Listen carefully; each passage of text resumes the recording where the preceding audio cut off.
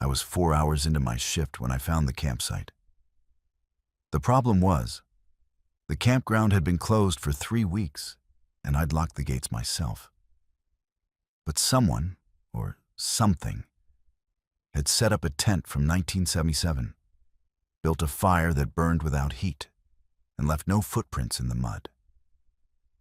That was the first night I understood that Washington's forests don't forget the people who enter them, and sometimes they don't let them leave. Welcome to Verified Fears.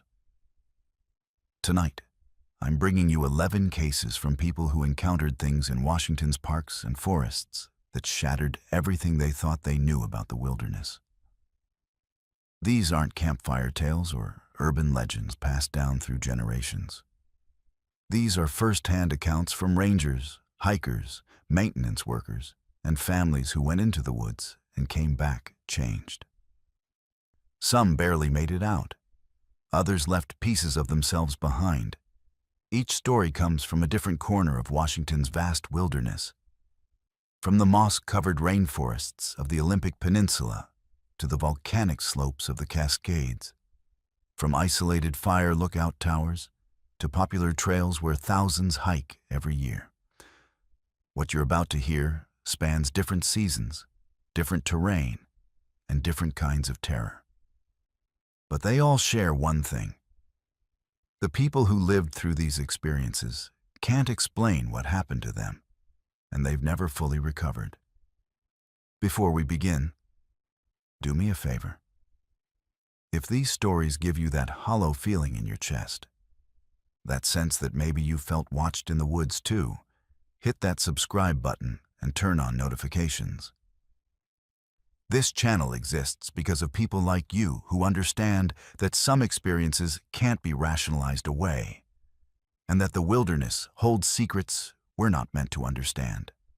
Drop a comment if you've ever experienced something unexplainable in the outdoors. Your story might be next.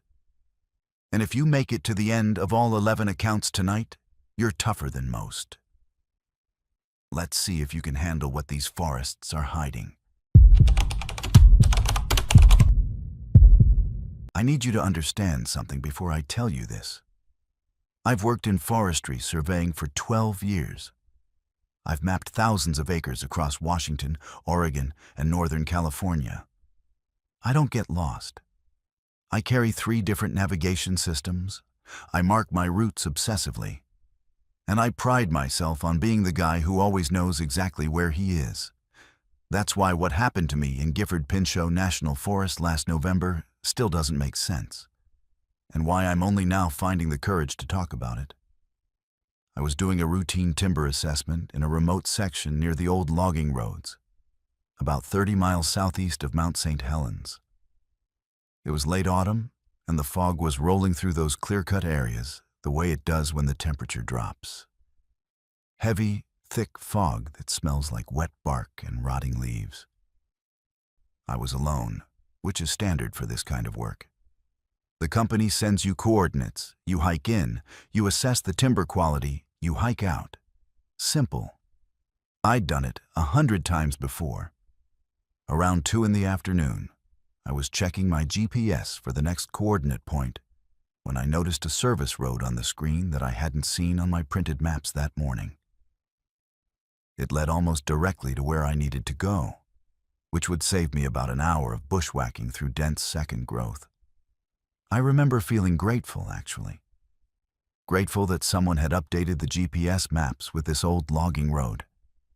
I turned onto it without a second thought. The road was overgrown but passable. Just 2 tire ruts with grass growing up the middle. Nothing unusual about that. These old logging roads crisscrossed the entire forest, most of them abandoned since the 80s. But as I walked, I started noticing little details that felt off. The road was narrower than it should have been, like it was slowly being squeezed by the forest on both sides. The trees were leaning in at angles that didn't look natural. And there was this smell, this weird chemical smell mixed with pine, like old diesel fuel and something else I couldn't identify. I'd been walking for maybe 20 minutes when I passed a mile marker post. It said 0.0. I thought that was strange, but I kept going. 15 minutes later, I passed another mile marker. 0.0. Same post, same number. I stopped and pulled out my GPS. According to the screen, I'd traveled nearly a mile. I looked behind me, trying to see the first marker through the fog. But the road just disappeared into gray nothing. That's when I started to feel it. That cold weight in your stomach when you know something is very wrong, but your brain hasn't caught up yet. I kept walking because turning back felt wrong somehow, like the road wouldn't let me. And that's when I saw my boot prints in the mud ahead of me. Not behind me, where they should have been. Ahead of me. Fresh prints, exactly matching my boots, the same tread pattern, the same wear on the right heel where I drag it slightly. I was following my own footprints, but I hadn't walked this section yet. My hands started shaking. I pulled out my phone and took pictures of everything. The road, the markers, my prints. I checked the photos immediately, and here's what made my blood turn to ice. In the background of the first photo, there was a road sign I hadn't noticed when I'd taken the picture. It was weathered and old, but I could read it clearly on my phone screen. It said, Service Road 447, decommissioned 2031. I took that photo in November 2024. I started walking faster, trying to find my truck, trying to get off this road. But the geometry was wrong.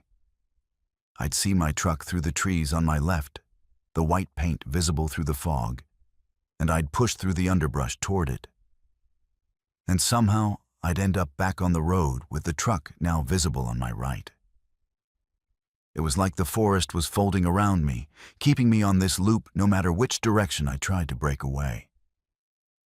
The panic was setting in hard now. I was breathing fast, my vision was tunneling, and I kept checking my GPS, but the screen was looping too.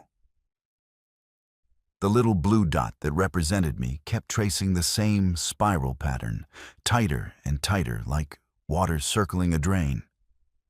I looked at my photos again, and the road signs in my pictures were changing. The same photos I'd taken 20 minutes ago now showed different signs, different numbers, different warnings I knew I hadn't seen when I'd pressed the shutter.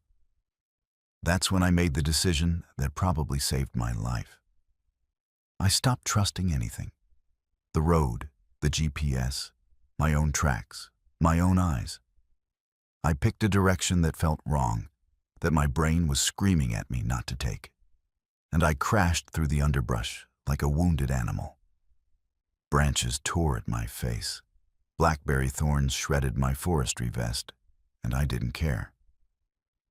I just pushed through the densest, most miserable terrain I could find, going perpendicular to everything that felt right.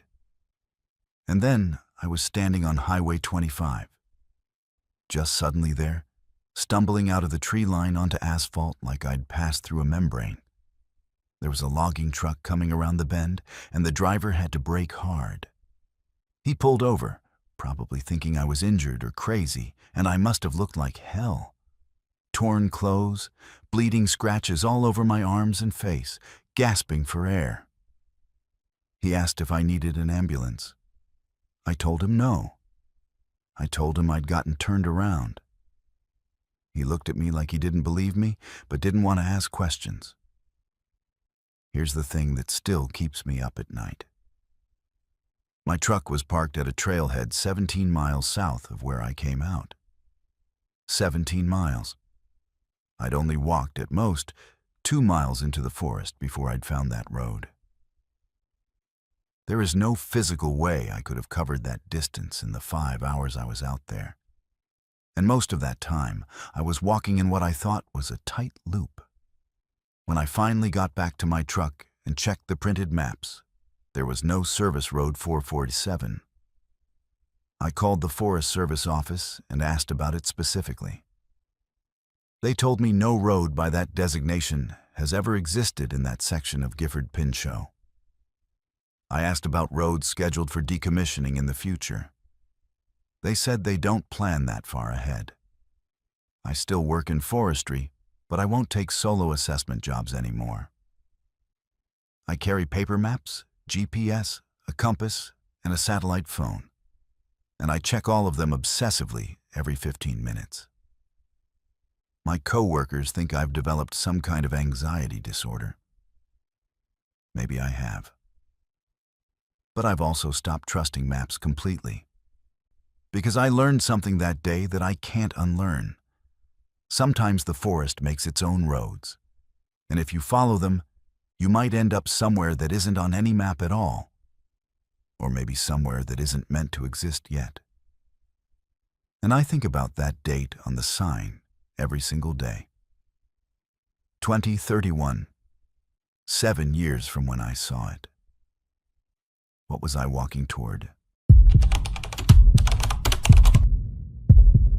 I'm going to tell you about the worst mistake I ever made as a father, and I need you to understand that I live with it every single day.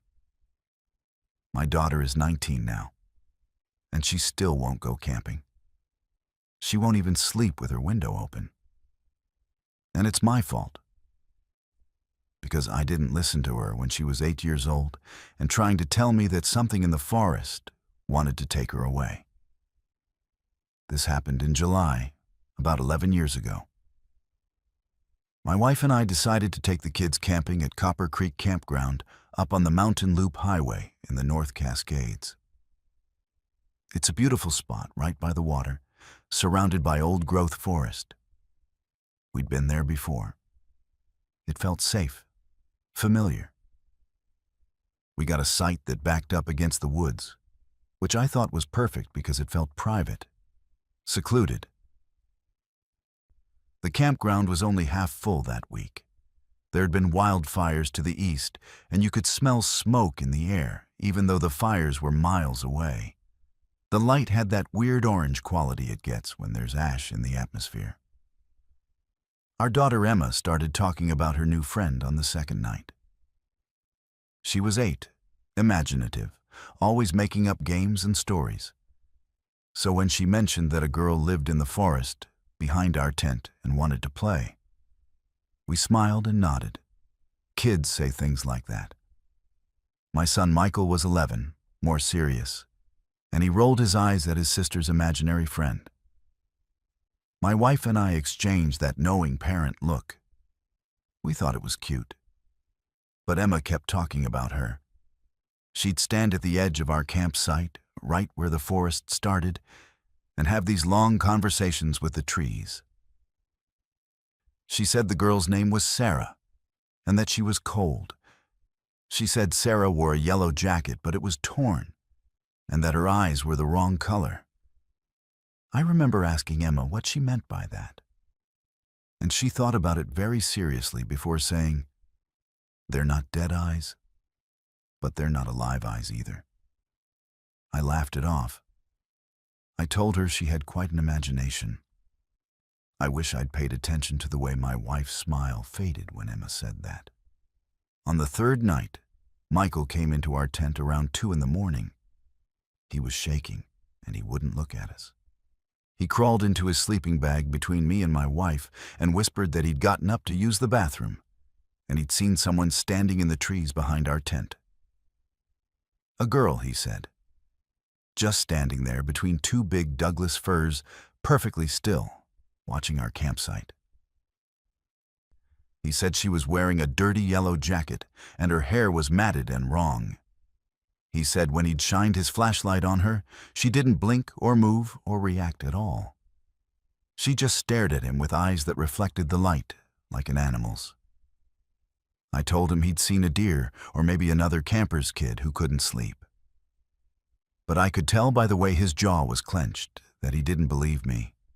And honestly, I'm not sure I believed myself. There was something about the way both kids had described that yellow jacket. The same detail, unprompted. That's when my wife reminded me that Emma had been talking about a girl in the forest for 2 days. and Michael had never heard those conversations because he'd been off exploring with kids from another campsite. The next morning, I found something that made my stomach drop. All around our tent, in the dirt and pine needles, there were small handprints, child-sized, muddy, pressed into the ground. They circled the entire tent. I counted them. There were over 30 handprints, like someone had crawled around our tent on their hands and knees in the middle of the night, just inches from where we'd been sleeping. The prints were small, maybe the size of an 8 or 9-year-old's hands. I stood there staring at them while my coffee got cold, and I couldn't think of a single rational explanation that made sense. I should have packed us up right then. I should have loaded the car and driven home and never looked back. But I didn't want to scare the kids or ruin the trip over what I kept trying to convince myself was just another camper's child playing a weird game. So I scraped dirt over the handprints with my boot and didn't tell anyone what I'd found.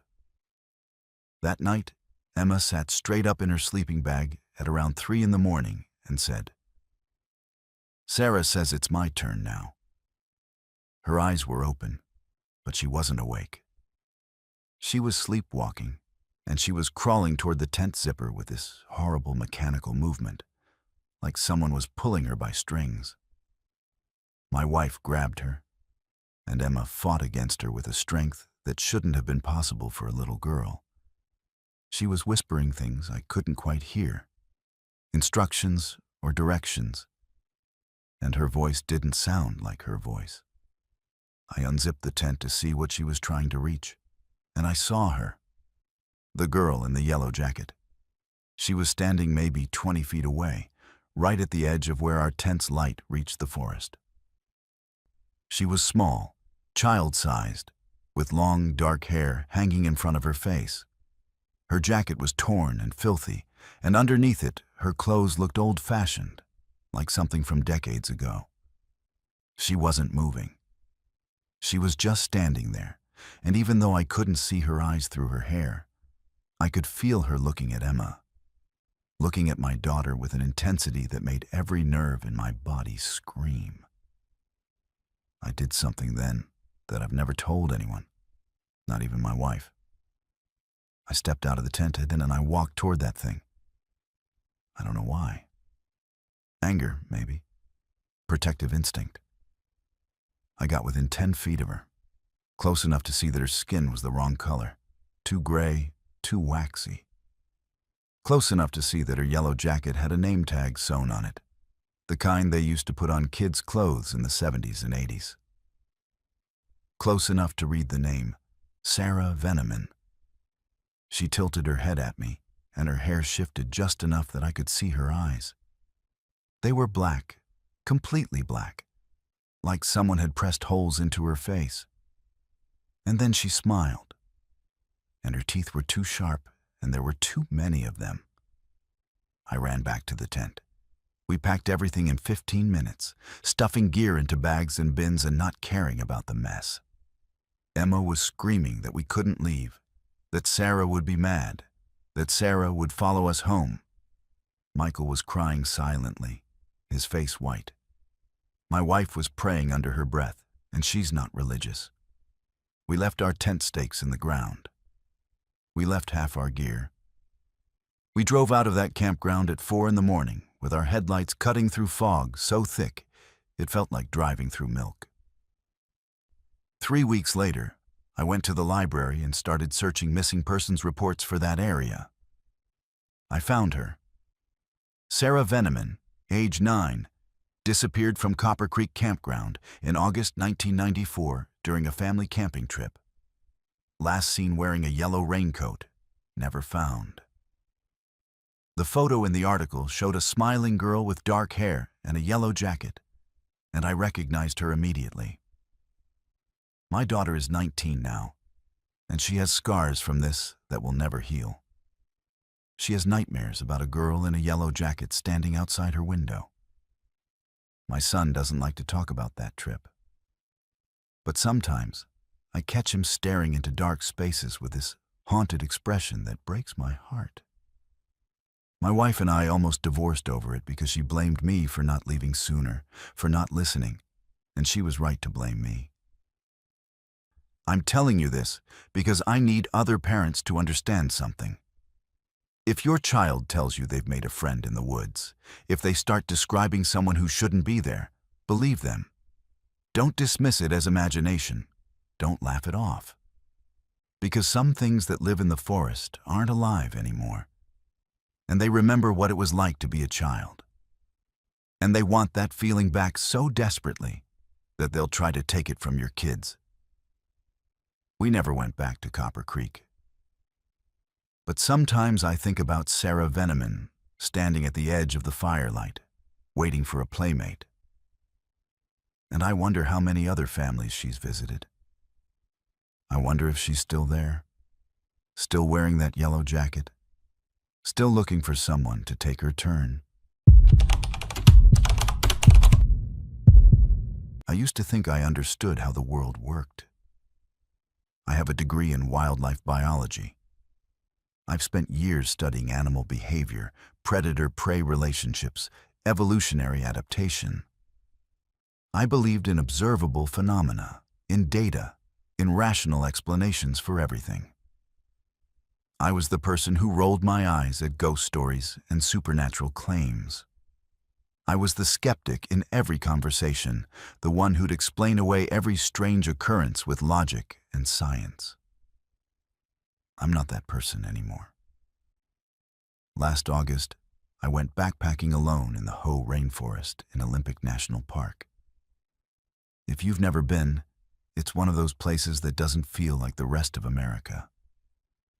Everything is green, impossibly green, covered in moss and lichen that hangs from the trees like something from another world. The Sitka spruce trees are ancient and massive, their branches twisted and reaching. The forest floor is soft with centuries of decomposition, and it's quiet in a way that city people don't understand. The moss absorbs sound. Rain falls constantly, but it's muffled, gentle. You can hear your own heartbeat in that silence. I hiked in about 6 miles on the Hoh River Trail and set up camp near 5 Mile Island, right by the water. It was perfect. I had my permit, my bear canister, all my gear properly organized. I've done solo trips dozens of times. I prefer them, actually. There's something meditative about being alone in the wilderness, about having nothing but your own thoughts and the sound of the river. Or at least, that's what I used to think. The first time I heard my name, it was around sunset on my second day. I was filtering water from the river when I heard it clearly. Carried through the trees, Michelle, my mother's voice. Exact pitch, exact tone, the way she used to call me in for dinner when I was a child. I looked up, expecting to see another hiker, maybe someone who coincidentally sounded like my mom. But there was no one. The trail was empty in both directions. I called out, "Hello?" My voice sounded flat and small in all that moss and dampness. Nothing. Just the river and the wind in the high branches. I went back to filtering water, telling myself it was just the wind, just the acoustics of the forest playing tricks. But my hands were shaking slightly as I screwed the cap onto my water bottle. An hour later, I heard it again. "Michelle, honey." Closer this time. Definitely my mother's voice, with that particular inflection she uses, that subtle concern mixed with affection. I stood up from my camp stove where I was cooking dinner and walked toward the sound.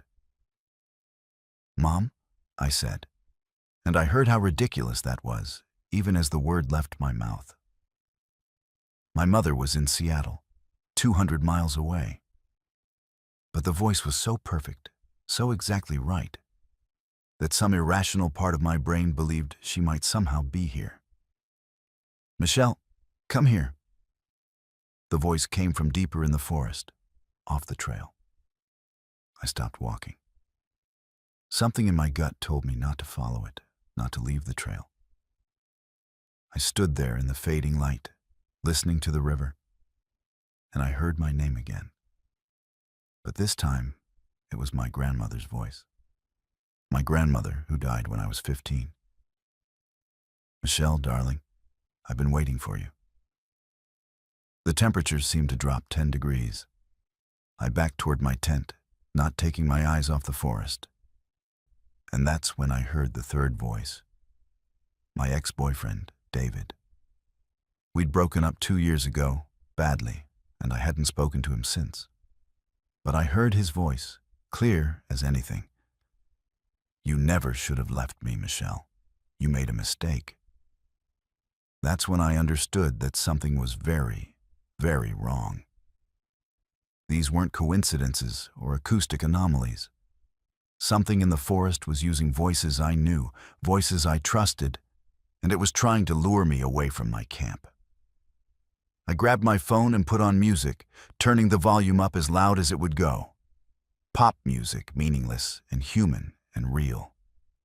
I needed to drown out those voices. I sat in my tent with my headphones on, playing song after song, and I could still hear them underneath the music. Multiple voices now, overlapping, calling my name. My mother, my grandmother, my ex, my best friend from college, my thesis advisor. People living and dead all calling to me from the darkness beyond my tent. But it wasn't just that they were using these voices. It's what they were saying.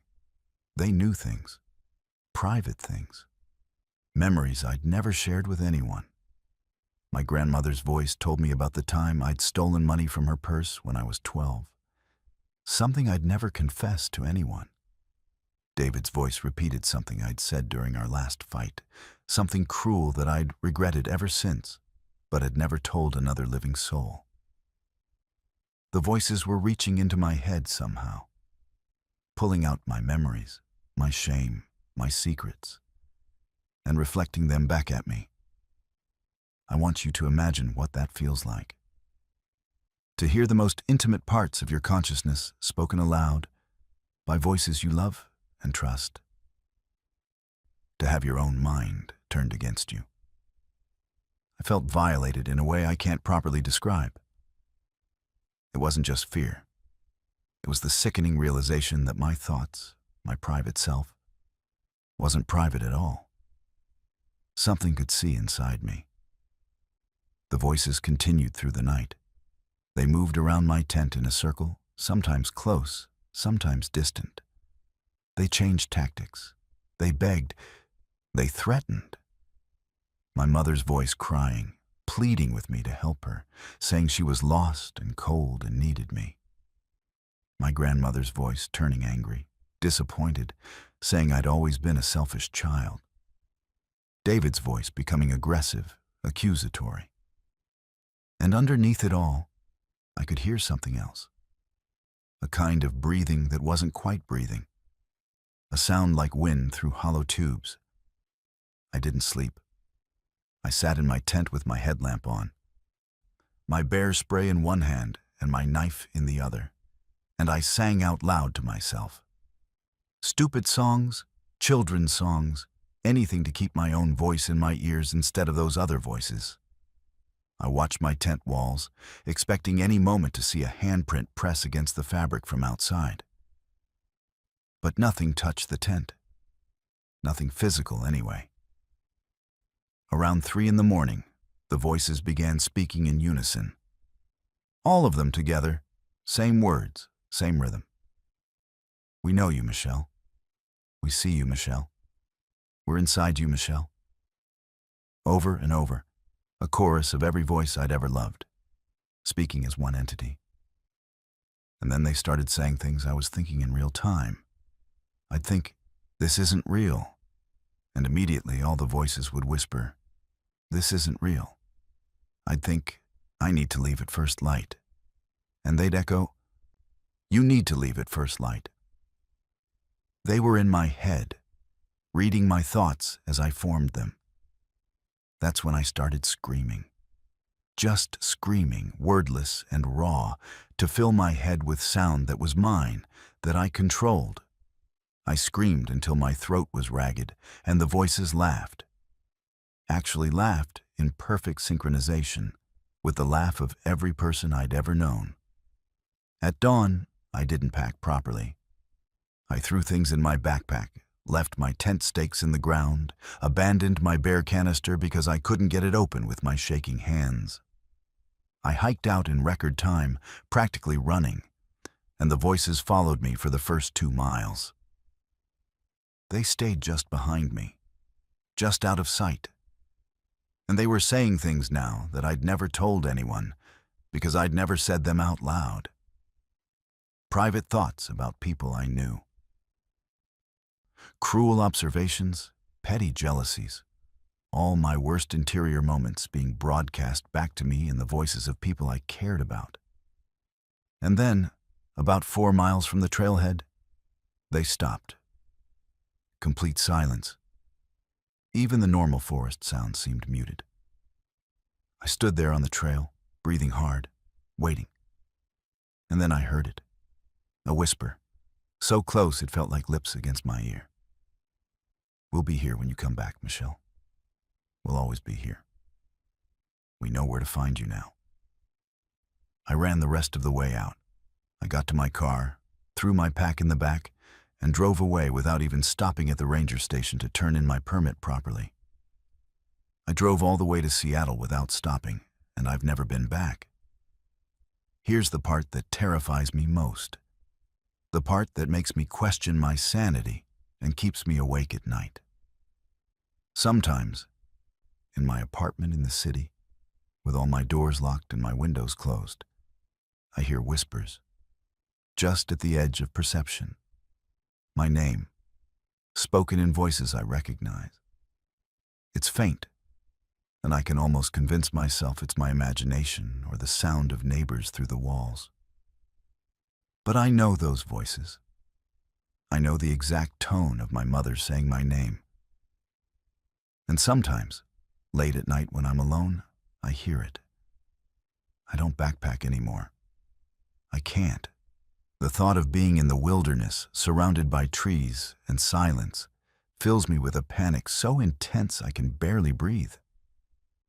I've seen 3 different therapists, and none of them can explain what happened to me. Auditory hallucinations, they say. Stress-induced psychosis, isolation anxiety. They give me clinical terms and suggest medication. But I've done the research.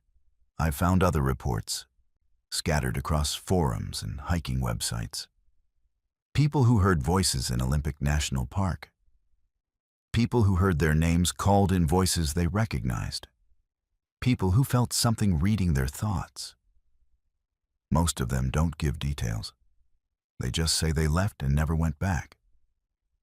I'm a scientist. I was trained to observe and document and explain. But I can't explain this. I can't rationalize it or fit it into any framework I understand. Something lives in that rainforest, something that can reach into your mind and pull out everything you are. It can wear the voices of people you love like a mask. It knows you better than you know yourself. And I think it's still watching me. Even here, even now, hundreds of miles away. Because sometimes, when I look in the mirror, I see something move behind my reflection. Sometimes I hear my own voice speaking words I'm not saying. And I wonder if it didn't just read my mind that night in the forest. I wonder if it took something, a piece of me, a memory, a thought, a part of my consciousness that I'll never get back. I'm telling you this as a warning. If you go into the deep places, the old forests where the moss grows thick and the silence is absolute, and you hear someone calling your name in a voice you recognize, don't answer. Don't follow it. Don't even acknowledge it. Because once it knows you've heard it, once it knows it has your attention, it will find everything inside you that you've ever tried to hide. and it will never let you go. They say isolation does things to your mind. They say if you spend too much time alone in the wilderness, you start seeing things that aren't there, hearing things that don't exist. That's what the Forest Service supervisor told me when I tried to explain what happened during my 3rd week at the lookout tower. He smiled in that patronizing way people do when they think you're cracking under pressure, and he suggested I take a few days off, maybe talk to someone. But I know what I saw. I know what climbed those stairs. And I have the photos to prove it, even if no one wants to look at them. My name is Chris, and last summer I took a job as a fire lookout in the Okanogan-Wenatchee National Forest. I was 22, just finished my junior year studying environmental science, and the idea of spending 3 months alone in a tower watching for wildfires sounded like a dream. Romantic, you know? Just me, my books, the mountains, and complete silence.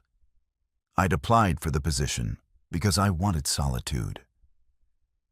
I wanted to prove I could handle it, that I was more mature and independent than my friends who were spending their summer partying and working retail jobs. The lookout is a 14 by 14-foot cabin perched on top of a 70-foot steel tower.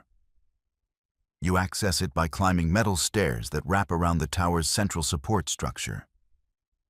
The cabin is basically one room with windows on all sides, a small cot, a propane stove, some shelves, and the Osborne firefinder in the center.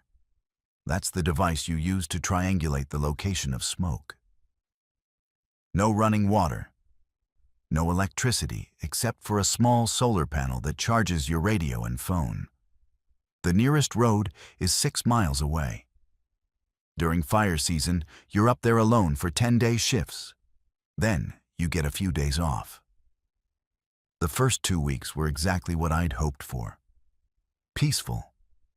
I'd wake up with the sunrise, make coffee on the propane stove, spend my days reading and scanning the horizons for smoke. I saw 3 lightning strikes spark small fires that I reported, and I felt useful, important. The nights were cold, even in July, and I'd watch the stars through the windows and feel like I was floating above the world. I'd never been happier. Week 3 started normally enough. My supervisor radioed to check in, dropped off supplies at the trail access point, and told me there were reports of increased bear activity in the area. Standard stuff.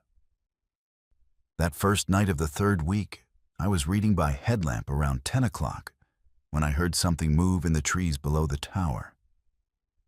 I figured it was a deer or maybe one of those bears they'd mentioned. I shined my spotlight down into the forest, sweeping it across the tree line, but I didn't see anything.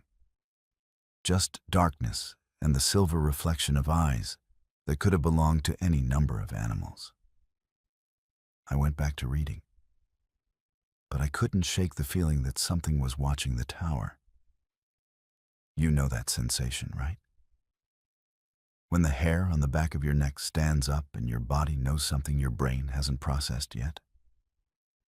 I kept glancing at the windows, expecting to see something, but there was only my own reflection staring back at me.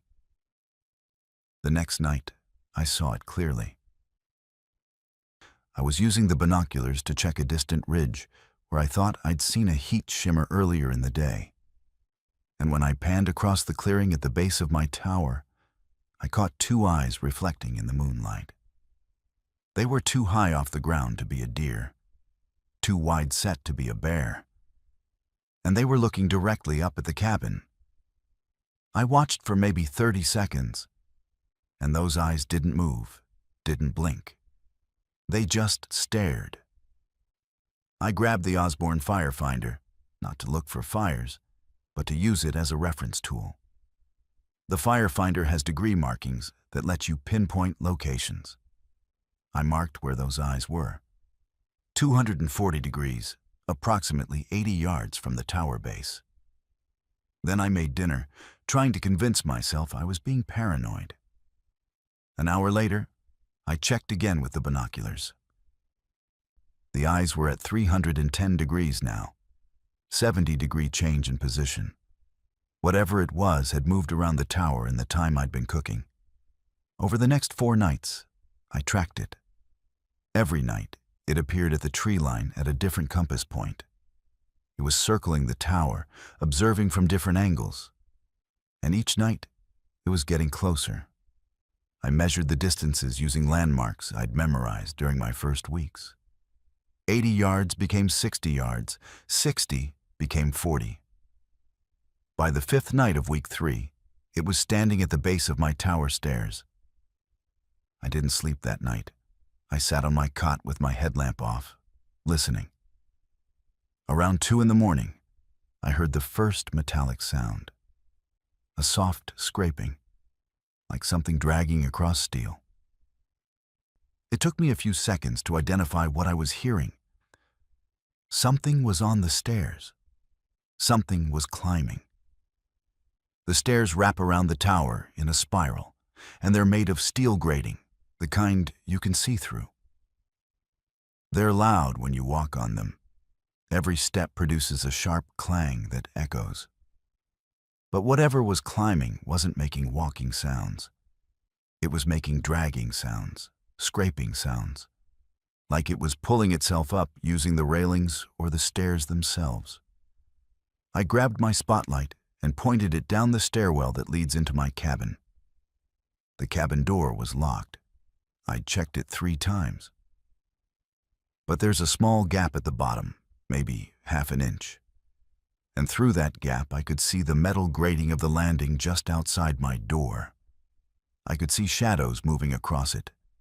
Something was right outside, on my landing, separated from me by a door and a simple deadbolt lock. Then I heard breathing. Heavy, wet breathing, like something with fluid in its lungs. It was right against my door, and I could hear it sniffing along the crack where the door met the frame. Long, deliberate inhalations, like it was trying to smell me, trying to identify what was inside. I want you to understand the layout here. I was 70 feet in the air, at the top of a tower in the middle of nowhere, with something breathing outside my only exit. There was no back door, no alternative escape route. If that thing got through my door, I had nowhere to go except out the windows, and that was a 70-foot drop onto rock and scrub. I braced myself against the door, pressing my shoulder and back against it, and I waited. The door handle turned. Slowly, deliberately, testing. When it didn't open, the breathing got louder, more agitated. Then came the scratching. Not gentle scratching, aggressive gouging, like metal on metal.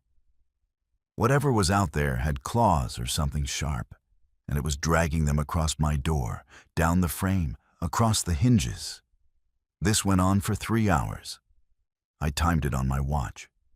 3 hours of breathing, scratching, the door handle turning periodically, and weight shifting on the landing that made the entire tower structure creak and sway slightly. I didn't move from that door. My legs went numb, my back cramped, but I didn't move. At dawn, around 5:30, when the first light started filtering through my windows, it stopped. Just suddenly went silent. I waited another 30 minutes before I got the courage to look through the small window in my door. The landing was empty. Nothing there. But when I finally unlocked the door and opened it, I saw what it had left behind. The metal stairs were gouged. Deep scratches, 4 parallel lines, carved into the steel like someone had taken a chisel to it. The railing was bent in places, twisted like something had gripped it with enormous force. And the door frame of my cabin was scored with claw marks that went through the paint and into the metal underneath. I took pictures of everything. I documented it obsessively because I knew no one would believe me otherwise. Then I radioed dispatch. I told them I'd had a bear incident and needed someone to come up. The dispatcher said they'd send someone within 48 hours, that bear encounters were common and I should just secure my food and make noise to scare it off.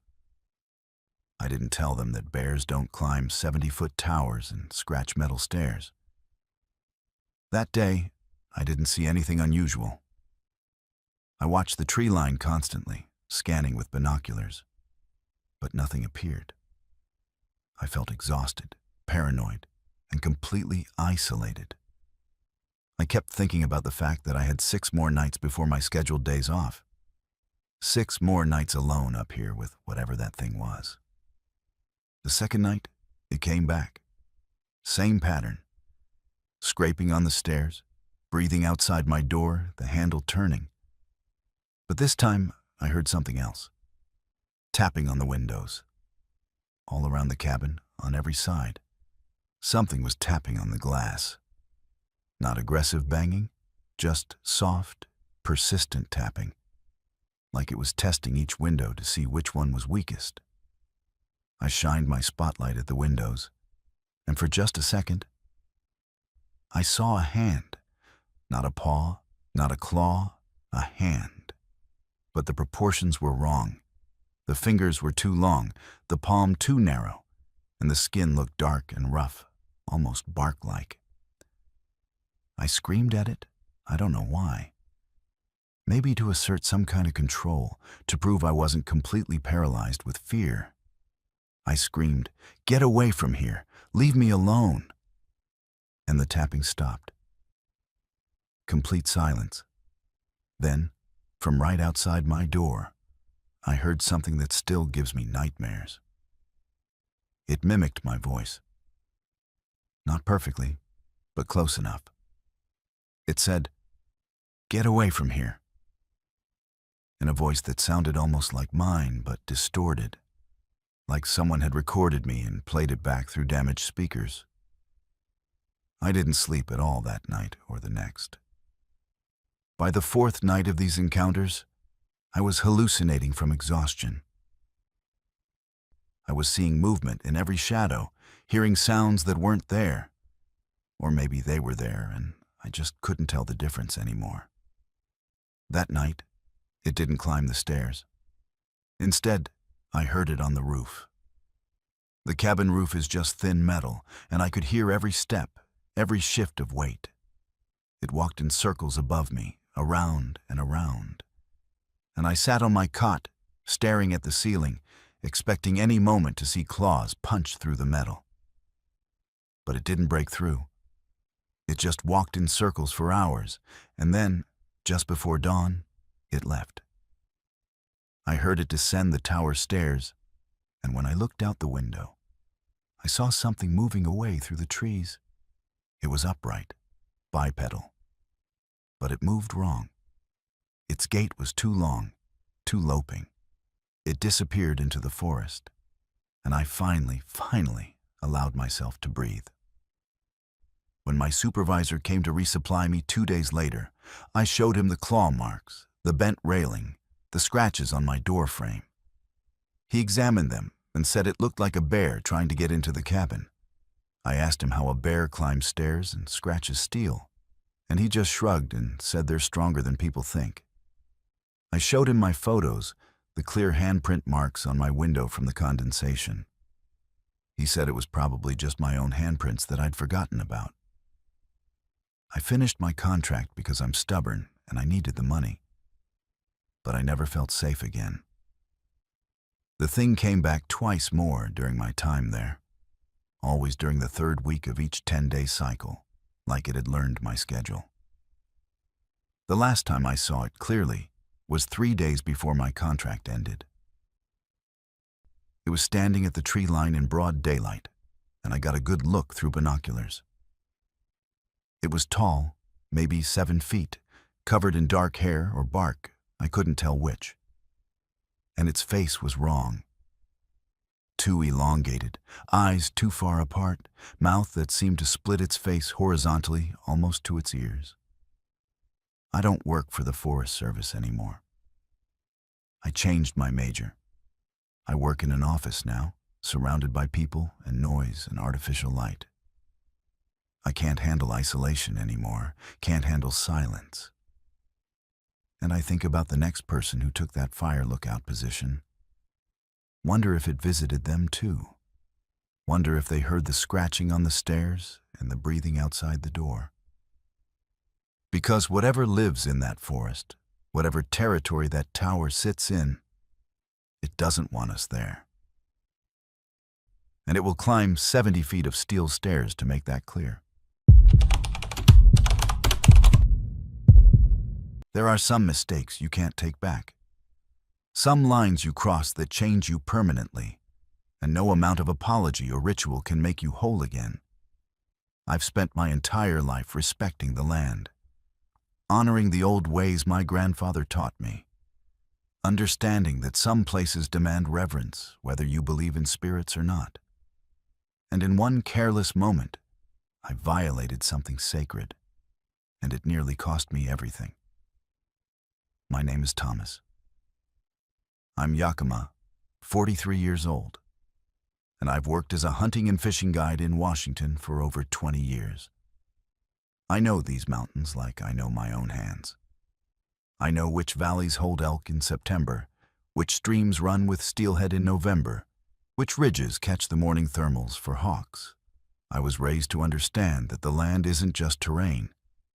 It's alive, it has memory, and it watches. My grandfather told me stories that I half believed as a kid. Stories about places where the veil was thin, where offerings were made, where you didn't trespass without permission. I thought I understood. I thought I was careful. Last September, I was guiding a wealthy client on a backcountry fishing trip near the Lake Chelan Sawtooth Wilderness. We'd hiked into a remote alpine lake, one of those places that requires a hard scramble and good orienteering to reach. The client was staying at the established campsite near the shore, and I was doing my usual routine of scouting the area, checking for hazards, finding the best casting spots for the next morning. The air was crisp with that first hint of fall. The aspens were turning gold, and there was fresh snow dusting the peaks above us. It was perfect, peaceful. I was walking along the north shore, maybe a quarter-mile from our camp, when I found the clearing. It was just off the trail, set back about 30 yards into a grove of old pines. The trees formed a natural circle around it, and in the center was a ring of stones. Not random stones, deliberately placed, uniform in size, arranged in a perfect circle about 15 feet in diameter. Each stone was smooth and dark, river rock probably, and they were spaced exactly the same distance apart. The moment I saw it, something in my gut told me this was intentional, ceremonial. This was a place that had been made for a purpose. I should have left immediately. I should have turned around, marked the location on my GPS, and never gone back. But I was curious. I stepped into the circle, and the temperature dropped noticeably. I could see my breath suddenly, even though it was probably 60 degrees outside the circle. The ground inside was bare earth, no grass or pine needles, just dark soil that looked recently disturbed. And scattered around the inside edge of the circle were offerings. There were wilted wildflowers, still relatively fresh. Coins, blackened with age, but clearly deliberate placements. Small carved pieces of wood, showing symbols I didn't recognize. A braided cord made of what looked like horsehair. These weren't ancient artifacts. Some of them were recent, maybe days old. Someone was actively using this site. Someone was still making offerings here. I photographed everything. That was my first mistake. I documented the circle, the stones, the offerings, treating it like an interesting anthropological find instead of what it actually was. A active sacred site that I had no business entering. And then I made my second, unforgivable mistake. There was a small stone at the edge of the circle, about the size of a silver dollar, perfectly smooth and dark, with a natural hole worn through its center. It was beautiful. I picked it up, turned it over in my hand, felt the weight of it. Without really thinking, I put it in my pocket. The moment that stone settled in my pocket, I felt wrong. Not guilty, though I should have felt guilty, but physically wrong, like I'd swallowed something that my body was rejecting. My stomach cramped, my mouth went dry, and I had this overwhelming urge to put the stone back. But I was already walking away from the clearing, already telling myself it was just a stone, that no one would miss it, that I'd found it and finders keepers. I can't explain why I kept it. Pride, maybe. Stubbornness. Or maybe I'd already crossed the line and something wanted me to keep it, wanted me to carry it away. I got back to camp and cooked dinner for my client. We ate by the lake as the sun set, and everything seemed normal. But as darkness fell, I noticed the water. Alpine lakes are usually still at night, maybe some ripples from wind, but mostly calm and glass-like. This lake was moving, not waves exactly, but a rhythmic rise and fall, like breathing. The entire surface would swell up maybe 6 inches, then recede, then swell again. Breathing. The lake was breathing. My client didn't notice. He was in his tent, already asleep, exhausted from the hike in. But I sat by the fire, watching that water rise and fall, and I knew something was wrong. I pulled the stone from my pocket and held it up to the firelight, and I swear it was warm. Not from being in my pocket, actually warm like it had its own heat source. I should have thrown it in the lake right then. I should have hiked back to that clearing in the dark and returned it. But I didn't. I put it back in my pocket and told myself I was being irrational, that I was letting old superstitions get into my head. Around midnight, I heard the rocks. All along the shoreline, I could hear stones clicking together underwater, like someone was down there knocking them together rhythmically. Click, click, click, click, click, click. A pattern deliberate and constant. I shined my flashlight across the water, and in the beam, I could see the surface still rising and falling with that breathing rhythm, and I could see shapes just beneath the surface. Dark shapes, vertical, standing in the shallows. I counted 7 of them. 7 figures standing in water that was maybe 3 feet deep, perfectly still except for the movement of the water around them. They were humanoid, but wrong. Too tall, too thin. Proportions that didn't match human anatomy. And they were all facing my camp, all facing me. Just standing there in the breathing water, watching. I didn't sleep. I sat by the fire all night, keeping it built up. And those figures never moved. They just stood there in the shallows, and the water kept breathing, and the stones kept clicking together below the surface. When dawn came, they were gone. The water was still. The clicking had stopped. But I felt exhausted, hollowed out, like something had been draining me all night. My client and I fished that morning. He caught 3 cutthroat trout and was thrilled. But I couldn't focus. I kept feeling the stone in my pocket, kept feeling watched from the water. Every time I looked at the lake, I saw ripples where there shouldn't be ripples, movement just below the surface. And I kept thinking about my grandfather's stories, about places where offerings were required, where disrespect was punished, where taking something sacred meant you owed a debt. That night was worse. The figures came back, but this time there were more of them. Maybe 20, all standing in the shallows, forming a semicircle around our camp. The water breathed harder, the swells bigger, and the clicking stones were louder, more aggressive. And I started to hear voices, not English, not Sahaptin, not any language I recognized. Just sounds that felt like words, rising from the water, overlapping and echoing. My client finally noticed. He came out of his tent around 2 a.m., asking what that sound was, asking if I heard the voices. I told him it was probably wind through the rocks, but I could see in his face that he didn't believe me. He asked if we could leave in the morning, cut the trip short. I agreed immediately, but I knew leaving wouldn't solve anything. I knew I'd taken something, and whatever owned that stone wanted it back. More than that, they wanted acknowledgement. They wanted me to understand what I'd done. At dawn, before we broke camp, I told my client I needed to scout the trail ahead and I'd be back in an hour.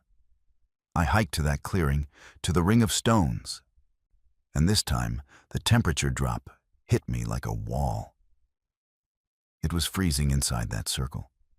Frost on the ground, even though it was September and warming up outside. The offerings I'd seen before were gone. All of them. Just bare earth and the ring of stones. I pulled the stone from my pocket and placed it back exactly where I'd found it. And then I did something I hadn't done since I was a kid. Something my grandfather taught me, but I'd thought was just tradition, just symbolic. I pulled out the small pouch of tobacco I always carry, for offerings, though I'd gotten lazy about making them. And I placed a pinch in the center of the circle. I spoke in Sahaptin, words my grandfather taught me, asking for forgiveness, acknowledging my disrespect, offering tobacco in exchange for my transgression. The moment I finished speaking, the temperature normalized, just instantly warm again, normal September mountain air. And I felt it, that sick, wrong feeling I'd been carrying since I took the stone just released. Like a pressure valve opening. I could breathe fully again. I hiked back to camp, and we packed out that day. The lake was calm, normal, no breathing water or clicking stones. My client asked me once what had really been happening, and I told him some places have their own rules, and we'd accidentally camped somewhere we weren't welcome. He didn't push for more explanation. But here's what haunts me. About a week later, I was guiding another client in a completely different area, maybe 80 miles from that lake. We were camped in a valley, miles from any water. And in the middle of the night, I heard it. The clicking stones. That same rhythmic pattern echoing through the forest around our tent. I got up, stepped outside, and in the moonlight, I could see frost on the ground in a circle around our camp. Even though it was still warm enough that my breath wasn't fogging. They'd followed me, or they'd marked me. I don't know which is worse. I finished that trip, but I haven't guided in that region since. I tell clients I'm booked, or that access is restricted, or I suggest different areas. I can't go back there. And sometimes, late at night in my own house in Yakima, I hear those stones clicking. Faint, distant, but unmistakable. I'll be sitting in my living room, watching TV or reading, and I'll hear it. Click, click, click. A reminder that I violated something, and even though I tried to make it right, some debts aren't fully paid, with tobacco and apology. My grandfather told me that some places don't belong to us, that they're doorways or anchors for things we don't understand. He told me that offerings aren't just tradition, they're protection, they're respect. They're a way of acknowledging that we're guests in territories that predate us by thousands of years. I thought I understood that.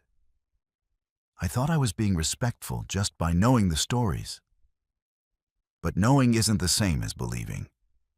And respecting isn't the same as understanding. I took something from a place of power, and that place made sure I learned the difference.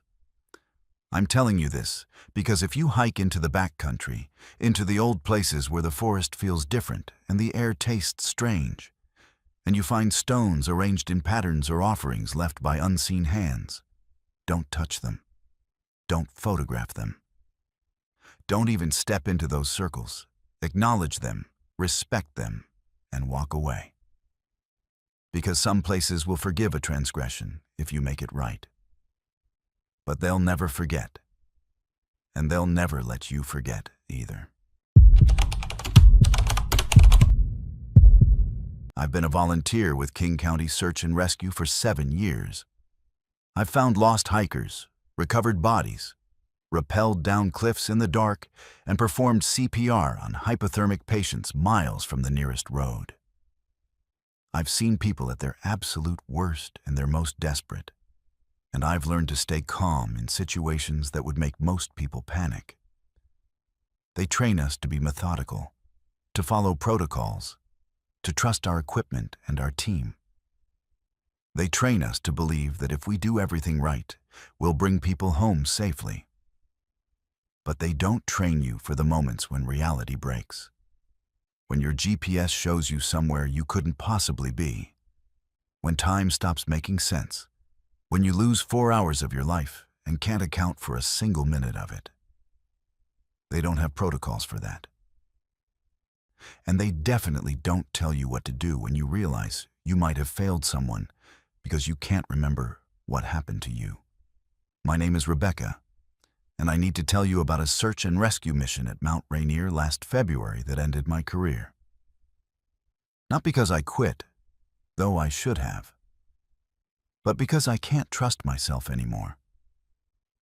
I can't trust my memory, my perception, or my ability to stay present in reality when it matters most. We got the call at 4:30 in the afternoon on a Friday. A solo hiker, male, 36 years old, had failed to return from a day hike in the Paradise area of Mount Rainier National Park.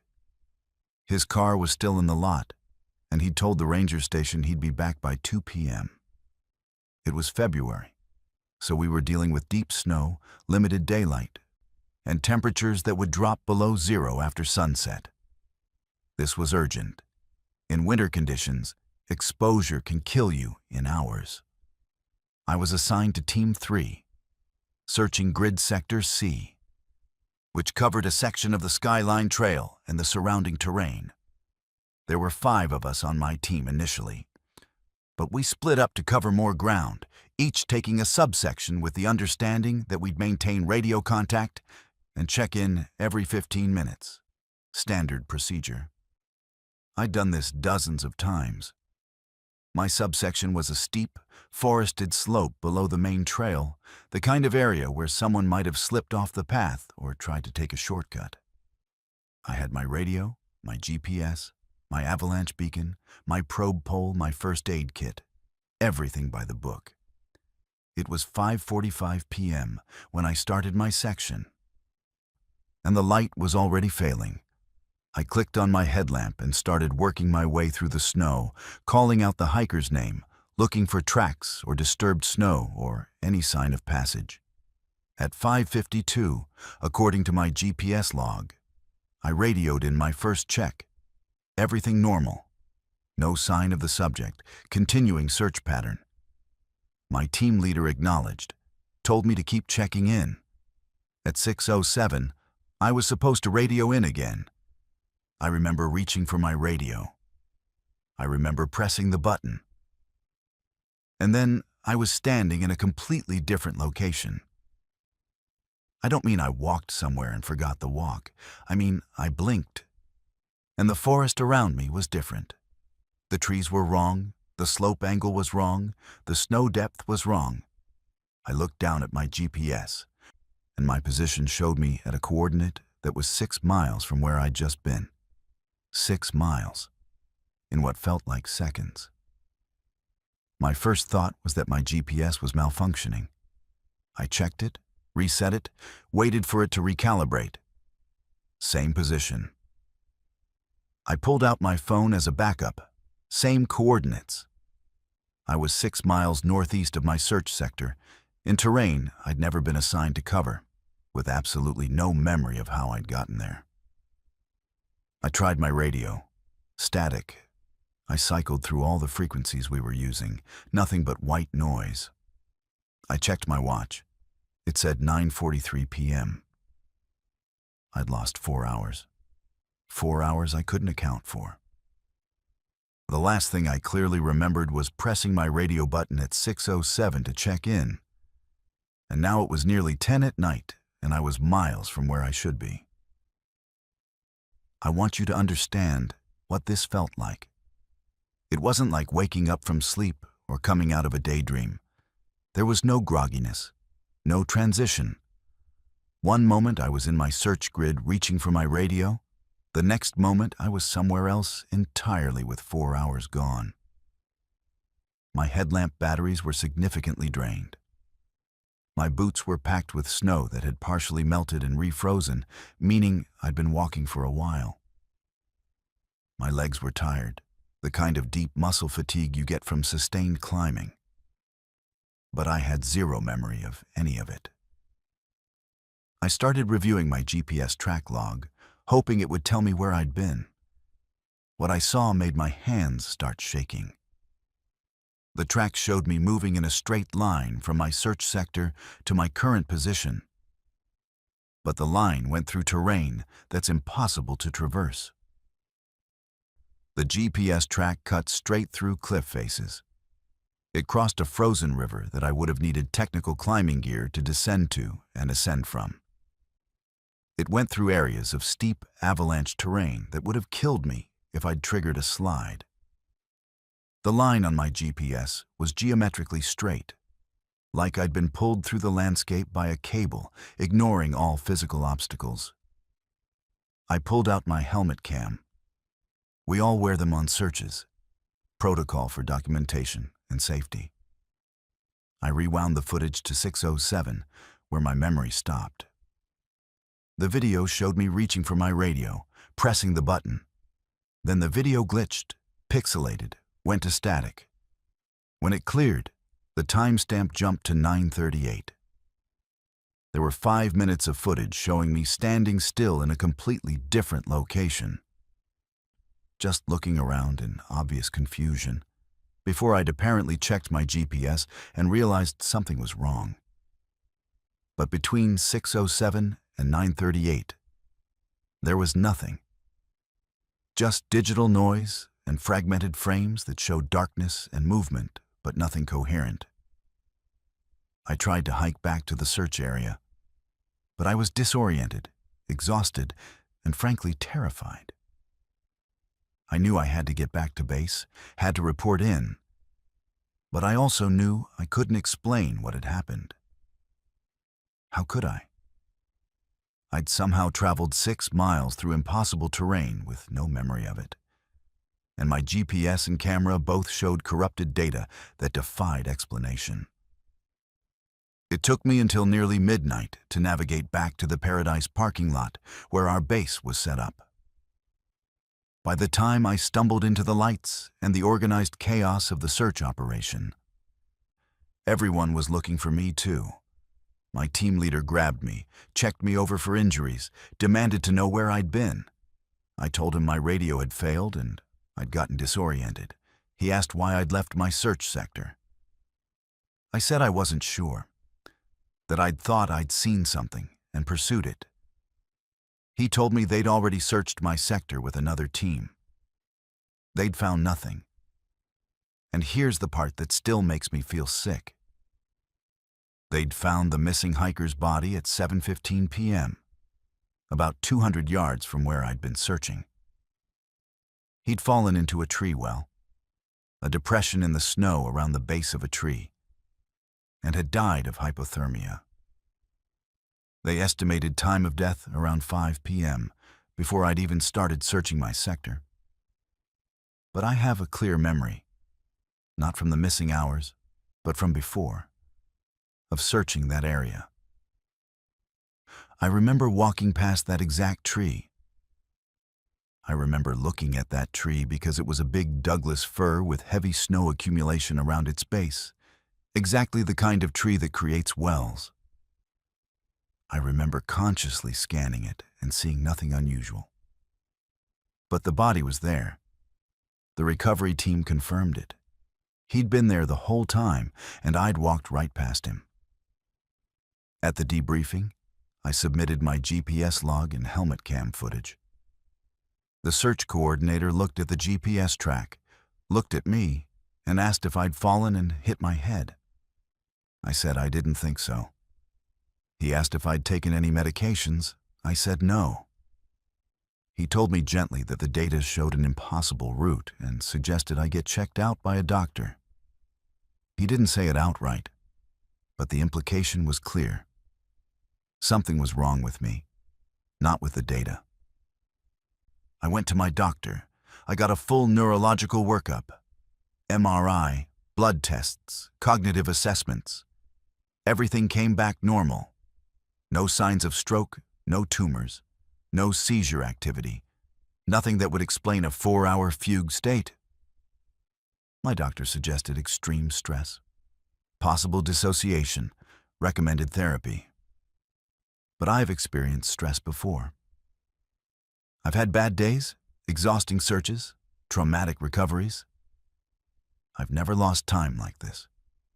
I've never had my equipment malfunction in synchronized ways. I've never walked through cliff faces, at least not according to any GPS I trust. The worst part, the part that keeps me awake, is wondering what happened during those 4 hours. Where was I? What did I see?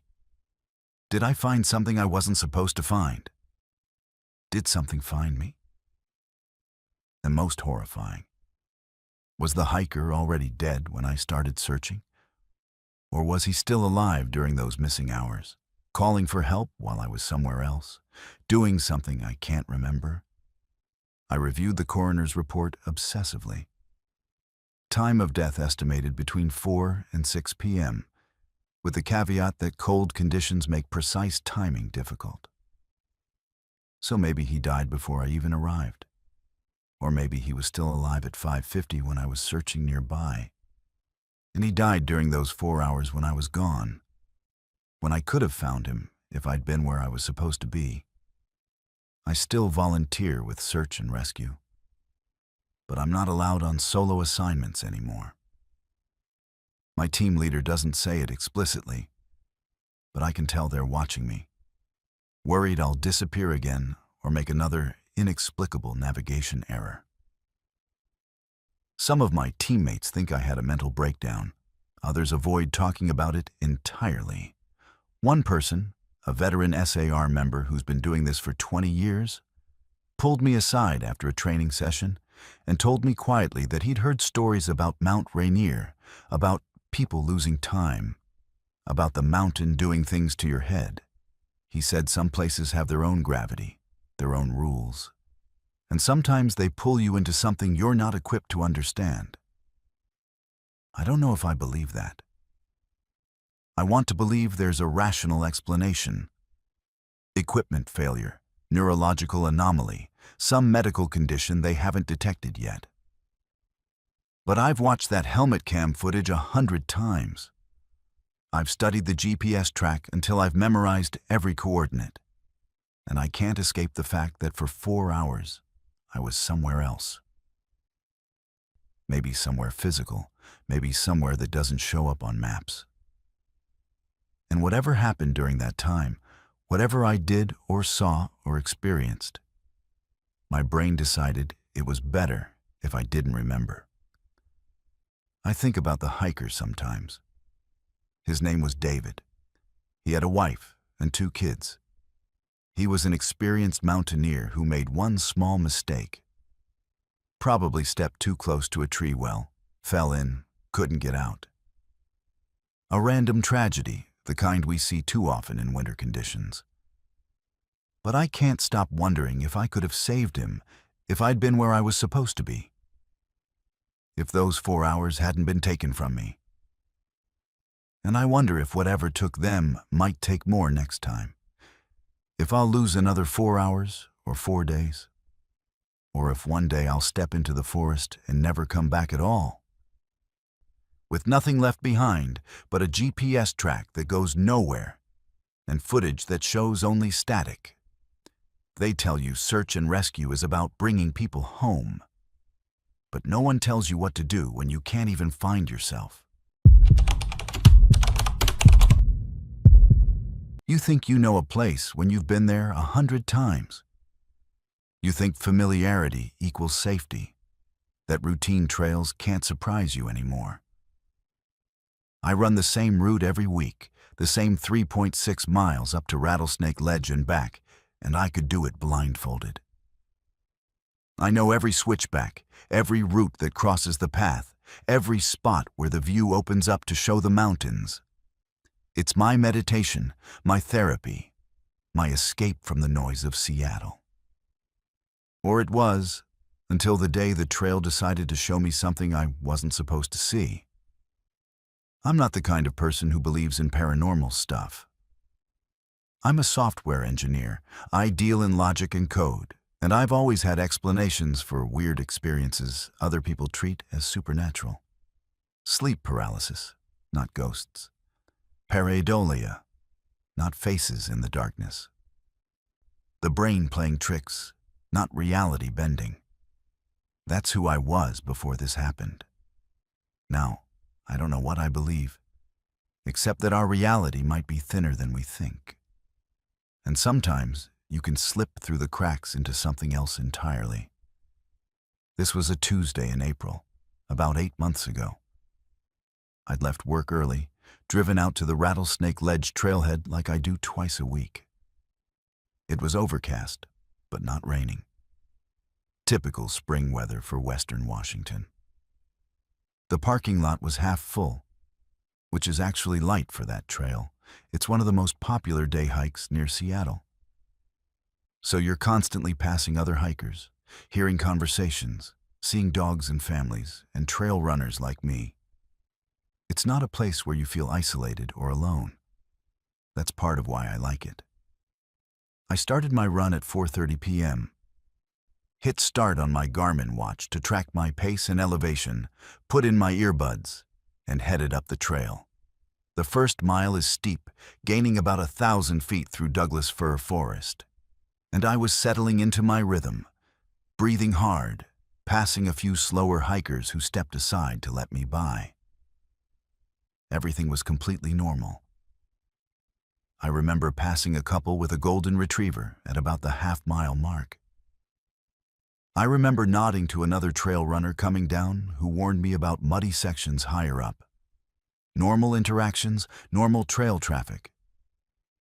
At about mile 1.2, right where the trail does a sharp switchback around a boulder, I rounded the corner and everything changed.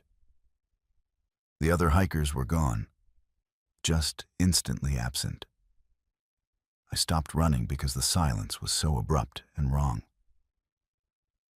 The trail looks busy from the parking lot. You can usually see people ahead of you and behind you. But suddenly, I couldn't see anyone. I turned around, looking back down the trail, and it was empty. I looked ahead, and it was empty. No voices, no footsteps, no distant conversations. Just silence. And not normal forest silence. I mean complete silence. No birds, no wind. No sound of the creek that runs parallel to the trail. Even my own breathing sounded muted, like the air itself was absorbing sound. I pulled out my earbuds, thinking maybe they were blocking something. But it was the same. Dead quiet. The light had changed too. It was darker, but not like clouds had rolled in. More like the color had drained out of everything. The greens looked gray. The brown trail looked almost black. It reminded me of old photographs. That faded quality where everything loses its vibrancy. I started running again because standing still felt worse than moving. I told myself the other hikers must have just taken different pace and I'd catch up to someone soon. But as I climbed higher, I started noticing other things that were wrong. The trail markers were there, those wooden posts with arrows and mileage, but they looked old. Not just weathered, but decades old. The paint was faded to almost nothing, the wood was grayed and cracked, and some of the posts were leaning at angles like they'd been there long enough for the ground to shift around them. I passed a bench at the mile 2 mark that I'd sat on 100 times. But it was wrong. The planks were rotted, broken, overgrown with moss. The metal brackets holding it together were rusted through. I touched it, and pieces of wood crumbled under my fingers. This bench had been fine last week. I'd sat on it. I'd taken a photo on it. Now it looked like it had been abandoned for 20 years. My heart was pounding now, and not from exertion. I checked my phone, no signal, which is normal for parts of the trail. But the time was wrong. It said 4:32 p.m. I'd been running for at least 20 minutes. I should have been at 4:50 at minimum. My watch showed 4:32 too. Both devices frozen at almost exactly when I'd started the run. I kept moving, climbing toward the ledge, because going down felt wrong somehow. Like if I turned back, I'd be committed to whatever this was. But going up, reaching the destination, felt like it might break whatever was happening. That's not logical. But nothing about this was logical. And I was operating on pure instinct. The trail surface was wrong now, too. Overgrown, with grass and small plants growing through cracks. The established packed dirt trail I knew was breaking apart, being reclaimed by the forest. I came to a section where a wooden bridge crosses a seasonal stream, and the bridge was collapsed. Not recently collapsed, old collapse, with vegetation growing through the broken planks. I had to scramble down and up the stream bank to get around it. And then I saw the sign. There's a trail sign at the 2.5-mile mark that shows distances and direction. I've passed it 1,000 times. But this version was different. Same style, same type of post. But the information was wrong. It showed mileage to places that matched, but the metal face was weathered and corroded. And at the bottom, someone had carved something into the wood. I stopped and read it, even though every instinct told me not to. It was my name, my actual name, carved deep into the wood, followed by a date. April 15th, 2044. I'm writing this in 2024. That date was 20 years in the future. And someone had carved my name below it, the letters deep and deliberate, like they'd been there for years. I ran. I don't remember making the conscious decision to run. But suddenly I was sprinting up the trail, my lungs burning, my legs screaming, not caring about pace or form or anything except getting to the top. The forest pressed in on both sides, darker now, the trees seeming to lean toward the trail. I passed another marker, same faded, ancient appearance, same wrongness. And then, the trail opened up to the ledge. Rattlesnake Ledge is a rocky outcrop that gives you a panoramic view of Rattlesnake Lake and the surrounding mountains. It's always crowded with people taking photos, sitting on the rocks, eating snacks. I burst out onto the ledge expecting to find other people, normal people, proof that I wasn't alone in whatever this was. The ledge was empty, and the view was wrong. The lake was there, but it looked different. Lower water level, different color. The highway that runs below was cracked and broken, like it hadn't been maintained in decades. Some of the buildings I could usually see were gone. Others looked collapsed. And the forest had advanced, covering areas that should have been cleared. I was looking at the same location, but aged, decayed. Like I was seeing it decades or maybe centuries after something had happened. after maintenance had stopped, after people had left or disappeared. I stood there trying to process it, and that's when I heard the sound behind me. Footsteps on the trail, slow and deliberate. Someone else was coming up to the ledge. I turned around, desperate to see another person, proof I wasn't alone. The figure that emerged from the trail was human-shaped, but wrong. It moved strangely, like it was trying to remember how walking worked. It was wearing hiking gear, jacket, pack, boots, but everything looked rotted and faded. And when it got close enough that I could see where its face should be, there was nothing. Just smooth blankness, like someone had erased its features. I backed toward the edge of the ledge, and it kept coming. Not fast, not aggressive, just persistent, getting closer. And then it spoke, and the voice came from everywhere at once, not from where its mouth should have been. "You're early?"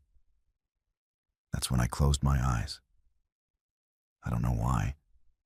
Some instinct that if I couldn't see this, it wouldn't be real.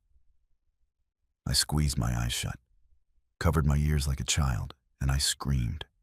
Just let out everything, every bit of fear and confusion and horror. And I screamed until my throat was raw. When I opened my eyes, I was on the trail at mile 1.2, the exact spot where everything had changed.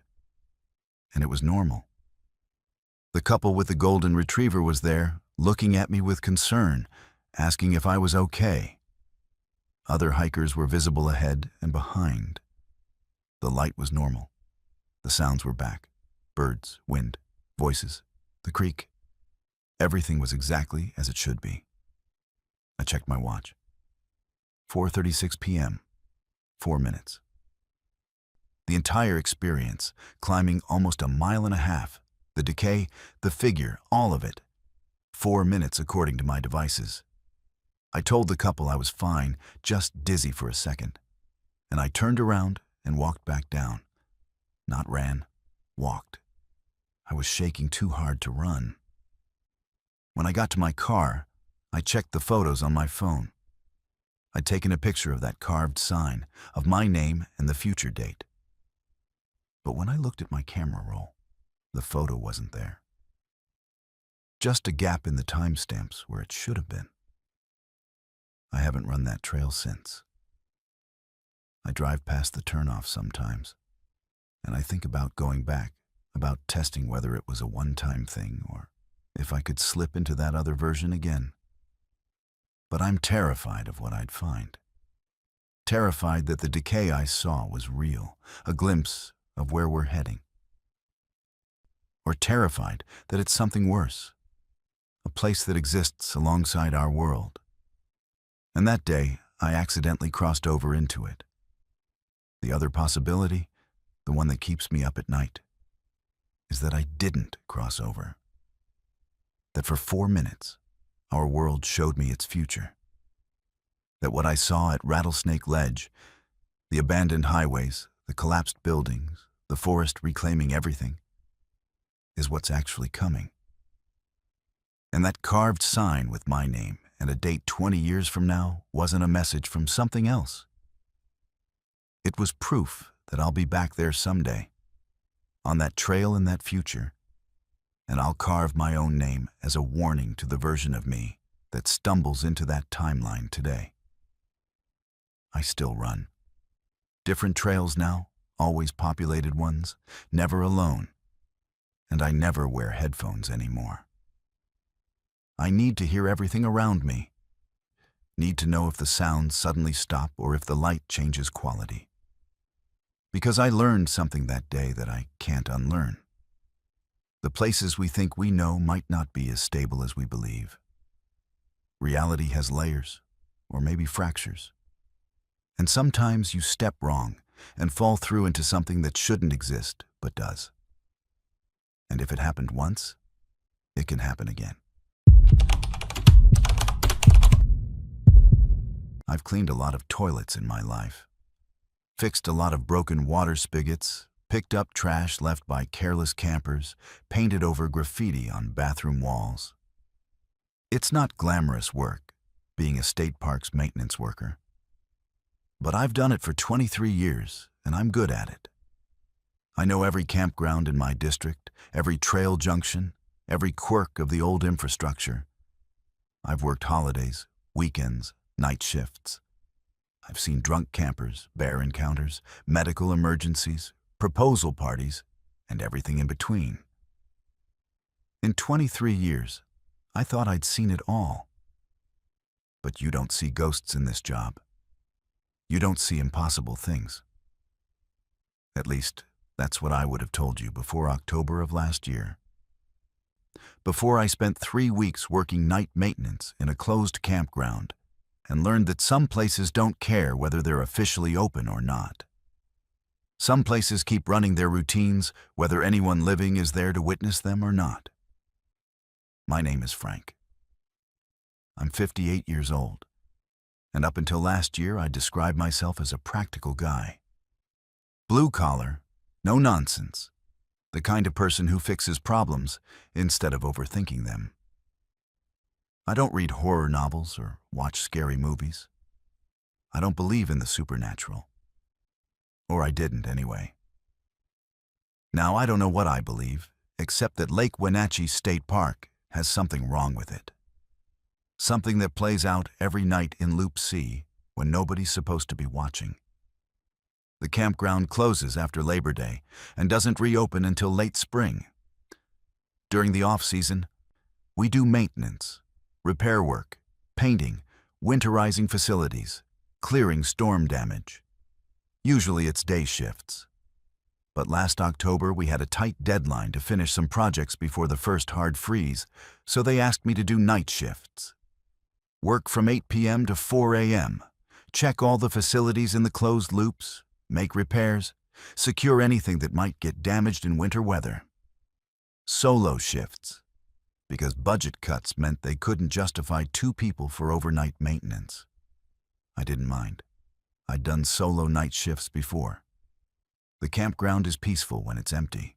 No campers means no complaints, no emergencies, no one asking me where the nearest hiking trail is. Just me, my truck, my tools, and my checklist. Simple. The first night was completely normal.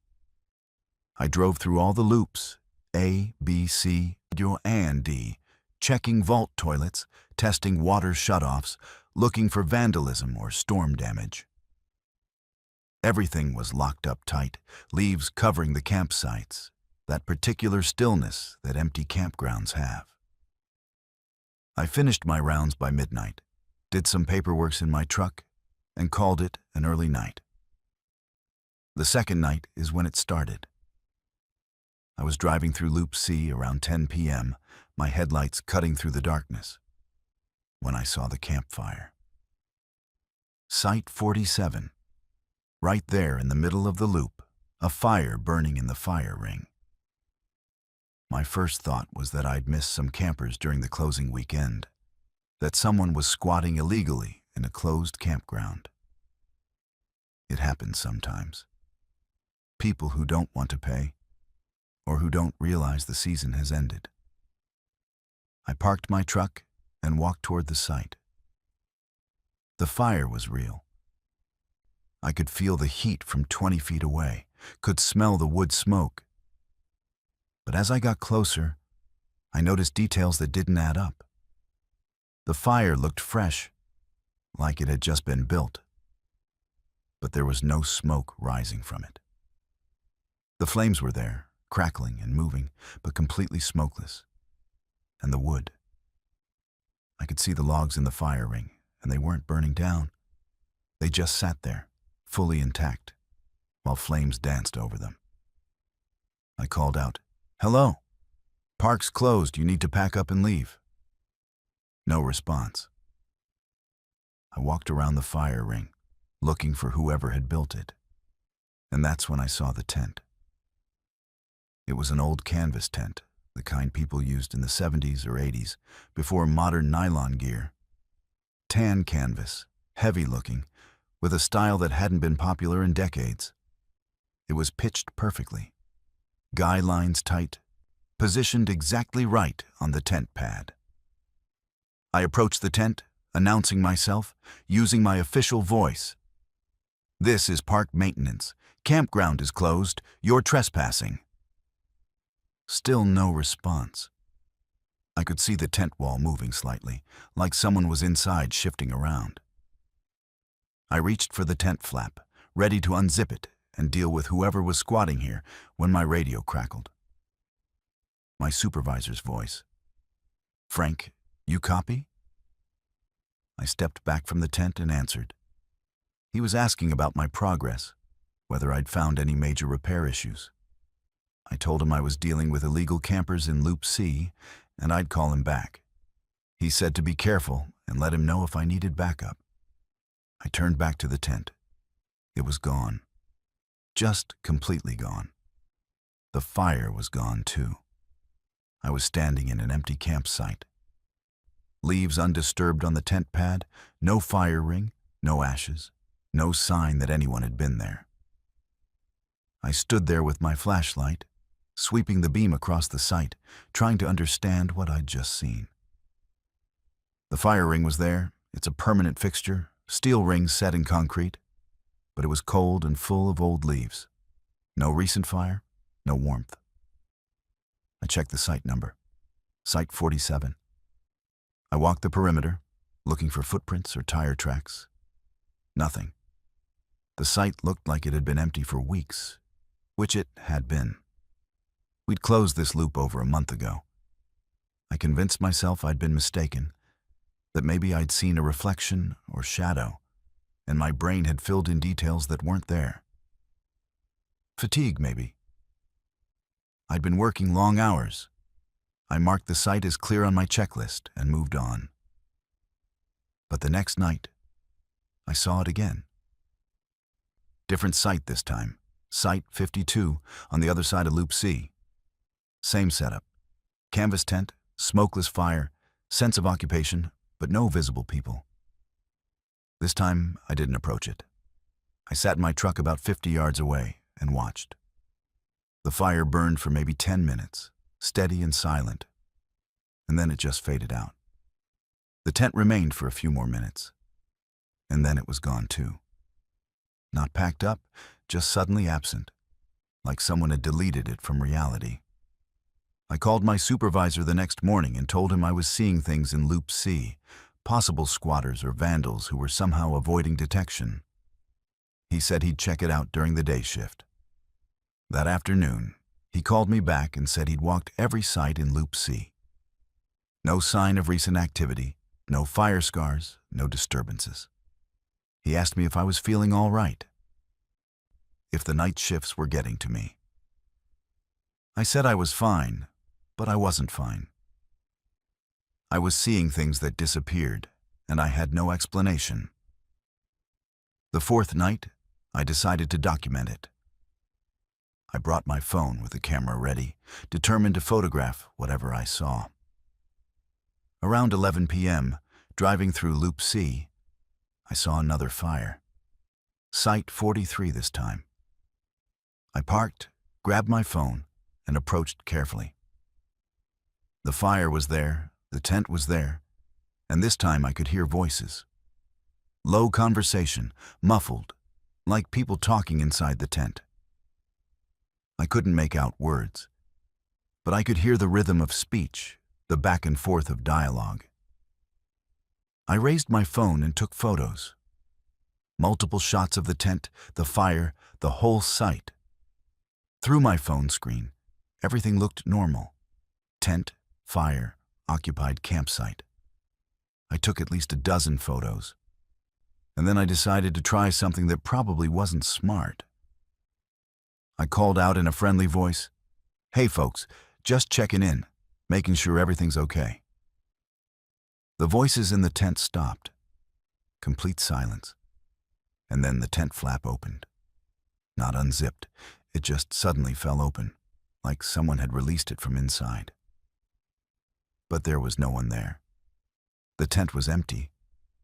I could see through the open flap into the interior, and there was no sleeping bag, no gear, no person, just empty canvas. I backed away, still holding my phone, and the fire went out. Not slowly, just extinguished instantly, like someone had thrown a bucket of water on it.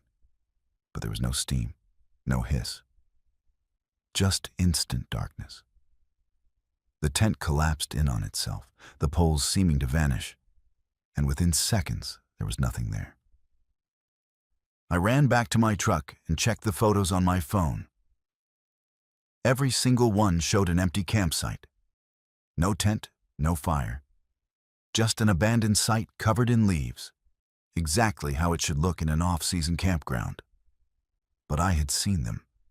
I had heard voices. My eyes hadn't deceived me. My camera had. The pattern continued for 2 more weeks. Almost every night, I'd see at least one occupied site in Loop C. Always old-style gear, canvas tents, Coleman lanterns, the kind of equipment from the 70s and 80s.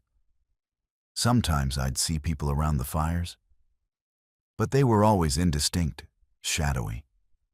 And if I tried to approach or speak to them, they'd disappear.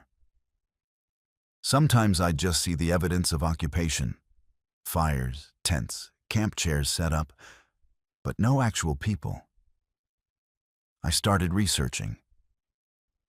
I went to the county library on my day off and looked through old records, old newspaper archives, anything related to Lake Wenatchee State Park history. And I found something. In August 1977, a family of 4 died in a car accident leaving the campground. The Hendersons, parents and 2 kids. They'd been camping in Loop C for a week, and on their drive home, their station wagon went off the road into the Wenatchee River. All 4 died. The newspaper article included a photo of the family at their campsite the day before they left.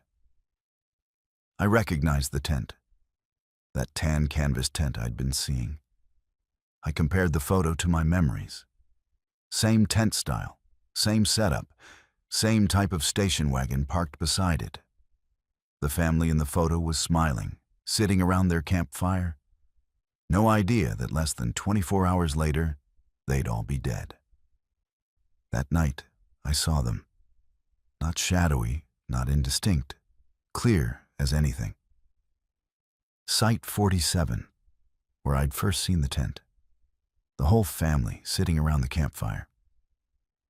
Dad was cooking something on a camp stove. Mom was reading a book in a folding chair. 2 kids, maybe 7 and 10 years old, were playing cards on a picnic table. They looked solid, real, completely ordinary, like living people.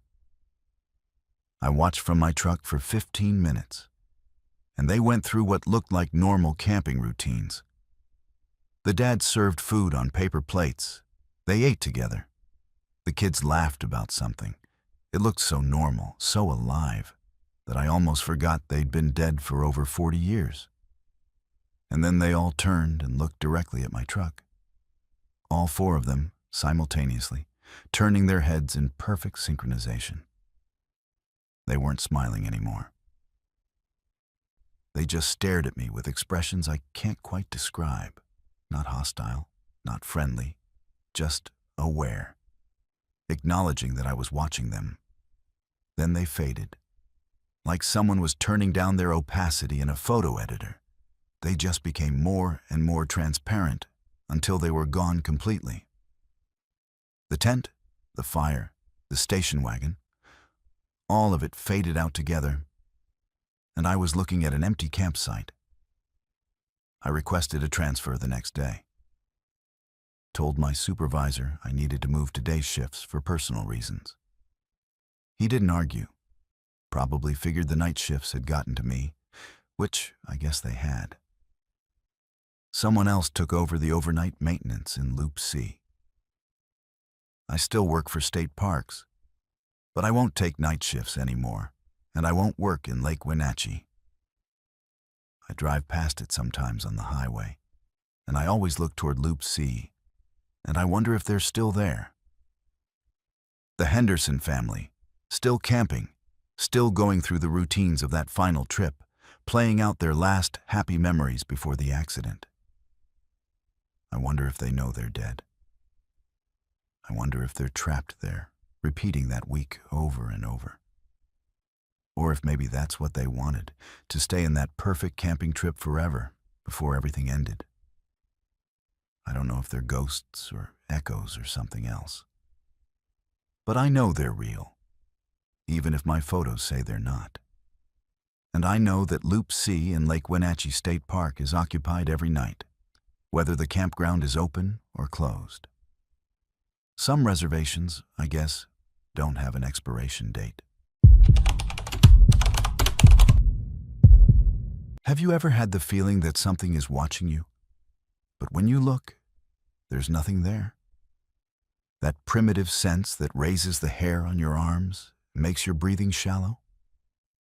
Most people experience it in cities, in parking garages, or empty streets. But I felt it at 11,000 feet, above the tree line in the Alpine Lakes wilderness, in a place so remote that I hadn't seen another human being in 3 days. And the thing watching me wasn't human. I'm not sure it was even alive in any way we'd understand. But it was intelligent, and it was patient, and it wanted me to leave its territory. My name is Janet. I'm 46 years old, and I've been backpacking solo in Washington's high country for over 20 years. I'm not reckless. I carry all the safety gear. I file trip plans. I know my limits. But I prefer hiking alone. There's a clarity you get in solitude, a kind of meditation that happens when it's just you and the mountains and silence. I've spent weeks alone in the backcountry without feeling lonely or afraid. The wilderness has always felt like home to me, like the one place where I could be completely myself. That changed last August. I don't feel welcome in the high places anymore. I don't feel like those mountains are neutral territory where humans can pass through safely if we're respectful and careful. I feel like I was tolerated before, but now I've been marked as an intruder. And I think something up there is still watching for me, still waiting to see if I'll be stupid enough to come back.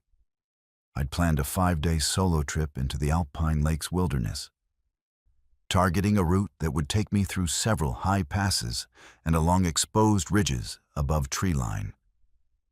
My plan was to camp at alpine tarns, those small jewel-like lakes you find in the high basins, and spend my days scrambling on rock and watching marmots and taking in the kind of views that make you feel tiny and grateful at the same time. The first 2 days were perfect. Clear weather, light winds, stunning views of the Cascades stretching out in every direction. I camped at around 10,000 feet both nights, in those rocky basins where vegetation is sparse and everything is granite and ice and sky. On the third day, I climbed up to a small tarn at about 11,000 feet, right at the tree line. Below me, the forest stopped abruptly, replaced by twisted crumholts, those gnarled, wind-sculpted trees that grow at the absolute limit of where trees can survive. Above me, nothing but rock and patches of snow and alpine air so clear it felt like I could see forever. I set up my tent on a relatively flat spot about 50 yards from the water, tucked between some boulders for wind protection. It was early afternoon, plenty of time to relax, filter water, maybe do some exploring. The area was beautiful. Classic alpine terrain, that austere beauty of high elevations where everything is reduced to essentials: rock, water, sky, wind. But as I was setting up my tent, I started feeling watched. It wasn't subtle. It was that intense, focused attention that makes your skin crawl, the kind of stare you can feel even when you can't see its source. I straightened up and looked around. The basin was empty. No wildlife visible. No other hikers, just open terrain where you can see for hundreds of yards in every direction. But the feeling persisted. I looked down toward the Krumholtz Grove, that cluster of twisted trees about 100 yards below my camp. The trees were small, bent and shaped by decades of brutal wind, their branches reaching sideways instead of up. And I felt like the attention was coming from there, from the trees. I'm not a superstitious person, but I've learned to trust my instincts in the wilderness. If something feels wrong, it probably is wrong, even if you can't identify the threat immediately. So I watched the trees for a while, scanning for movement, looking for bears or mountain goats or anything that might explain the feeling. Nothing. The trees stood there, motionless, twisted into their permanent wind-bent poses. I went back to setting up camp, but I kept glancing at the trees. And that's when I noticed something odd. I could swear there were more trees than before. Not dramatically more, just a few extra Krumholtz shapes that I didn't remember seeing when I'd first looked. But I hadn't counted them initially, so I couldn't be sure. I told myself I was being paranoid, that my brain was just filling in details I hadn't processed the first time. By evening, the feeling of being watched had intensified. I ate dinner outside my tent, boiling water for my dehydrated meal, and the whole time I felt eyes on me. I kept looking at the Krumholtz grove, and every time I did, I felt more certain that there were additional trees. The grove looked denser, the spacing between individual trees narrower. I actually got out my phone and took a photo of the trees, thinking I could compare it to mental images and verify whether I was crazy or not. That night, I barely slept. The wind picked up around midnight, which is normal at high elevation. But underneath the wind, I kept hearing other sounds. Creaking, like wood bending under stress. Rustling, like branches scraping together. And something that sounded almost like footsteps. Slow, heavy impacts, but irregular, not matching any walking rhythm I recognized. Around 2 a.m., I heard something that made me sit bolt upright in my sleeping bag. It sounded like roots moving through soil. That distinctive sound of organic matter being displaced, of things growing or shifting underground. I lay there in my tent, listening, and I swear I could feel vibrations through the ground. Subtle, but definitely there. When dawn came, I unzipped my tent to find something that made my stomach drop. The Krumholtz grove was closer. Not subtly closer, obviously, undeniably closer. Trees that had been 100 yards away were now maybe 60 yards from my tent. And there were more of them. The grove had expanded, filled in, densified. What had been a scattered cluster of maybe 20 trees was now a grove of 50 or more, and they formed an arc around my campsite. I got out of the tent and stood there in the cold morning air, staring at the trees, trying to rationalize what I was seeing. Maybe I'd misjudged the distance the day before. Maybe the angle of light was different, and that made them look closer. Maybe I was experiencing some kind of altitude-induced confusion. But even as I tried these explanations, I knew they were wrong. The trees had moved. They had advanced toward me overnight. I walked toward the grove, needing to see it up close, to verify that these were real trees and not some hallucination. As I got within maybe 20 feet, the feeling of being watched became overwhelming. Not just watched, examined, assessed, like something was studying me with intense focus, trying to understand what I was. The trees themselves looked ancient. Their bark was rough and weathered, scarred by decades of wind and ice. Their branches twisted in impossible directions, some of them seeming to reach specifically toward my campsite. And at the base of several trees, I saw something that made my blood run cold. The soil was disturbed. Fresh disturbance, like something had been digging or pushing up from below. And the roots. I could see roots on the surface that hadn't broken through the thin alpine soil yet. Thick roots that looked like they were still extending, still growing. I backed away slowly, not taking my eyes off the trees, and returned to my tent. I checked the photo I'd taken the previous evening, and when I compared it to what I was seeing now, the difference was unmistakable. The grove had been smaller, farther away, less dense. In less than 12 hours, it had grown and moved significantly. I decided right then that I was leaving. I didn't care if it was irrational, didn't care if there was some logical explanation I was missing. Every instinct I had was screaming at me to get away from those trees. I started packing my gear, working quickly, and as I did, I kept glancing at the crumholes. And every time I looked away and then looked back, the trees seemed slightly closer. I started testing it deliberately. I'd stare at one specific tree, memorizing its position relative to a boulder or a patch of snow. Then I'd look away for 10 seconds and look back. The tree had moved. Not far, maybe a foot or two, but definitely moved. Closer to me. When I stared directly at them, they were still. But the moment my attention shifted, they advanced. The packing took me about 20 minutes, and by the time I was ready to leave, the grove had advanced to within 30 yards of my tent. I could see individual branches clearly now, could see the way they seemed to orient toward me. Some of the trees had branches that hung down like arms, and others had formations in their trunks that looked almost like faces, knots and scars arranged in patterns that suggested eyes and mouths. I shouldered my pack and started hiking, heading up toward the ridge above tree line, away from the grove. And I heard it then, clearly and undeniably. The sound of movement behind me. Scraping, creaking, the sound of wood in motion. I turned around and saw the trees at the edge of the grove swaying, leaning, bending toward the path I'd taken. Not wind movement, deliberate movement, like they were reaching for where I'd been.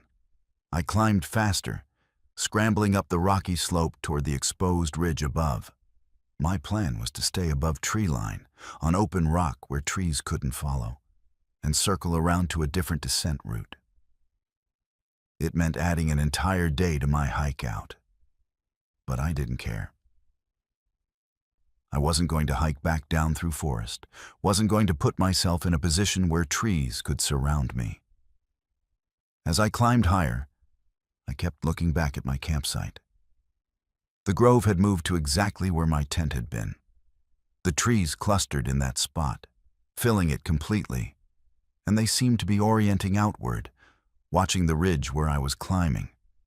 I took photos, dozens of them, documenting what I was seeing because I knew no one would believe me otherwise. I spent that night on bare rock at 12,000 feet, above any possible tree growth, shivering in my sleeping bag because it was too windy to set up my tent properly. But I felt safer on that exposed ridge than I had at the tarn. At least up there I could see in all directions. Nothing could approach without me knowing. The next morning, I hiked out via a different route, staying high on exposed ridges until I absolutely had to descend into forest. When I finally did drop below tree line, I practically ran through the woods, not stopping until I reached the trailhead and my car. Back home, I reviewed all my photos. The progression is clear and undeniable. Time-stamped images showing the grove expanding, advancing, surrounding my campsite. I showed them to a botanist friend, asking if there was any explanation for what appeared to be trees moving position. She looked at the photos for a long time before saying, very carefully, that there was no botanical explanation for what the images showed. I haven't been back to the Alpine Lakes wilderness. I haven't done any solo backpacking since then. The wilderness doesn't feel safe to me anymore, doesn't feel neutral. I keep thinking about those trees, about the intelligence behind their movement. They weren't attacking me. They were enclosing me, surrounding me, cutting off my escape routes. It felt methodical, strategic. It felt like something was using the trees, or maybe something was the trees, and it was defending its territory against an intruder. I wonder how many other people have experienced something similar and just never talked about it. How many unexplained disappearances in the high country might be connected to places like that tarn, to groves that move and watch and encircle?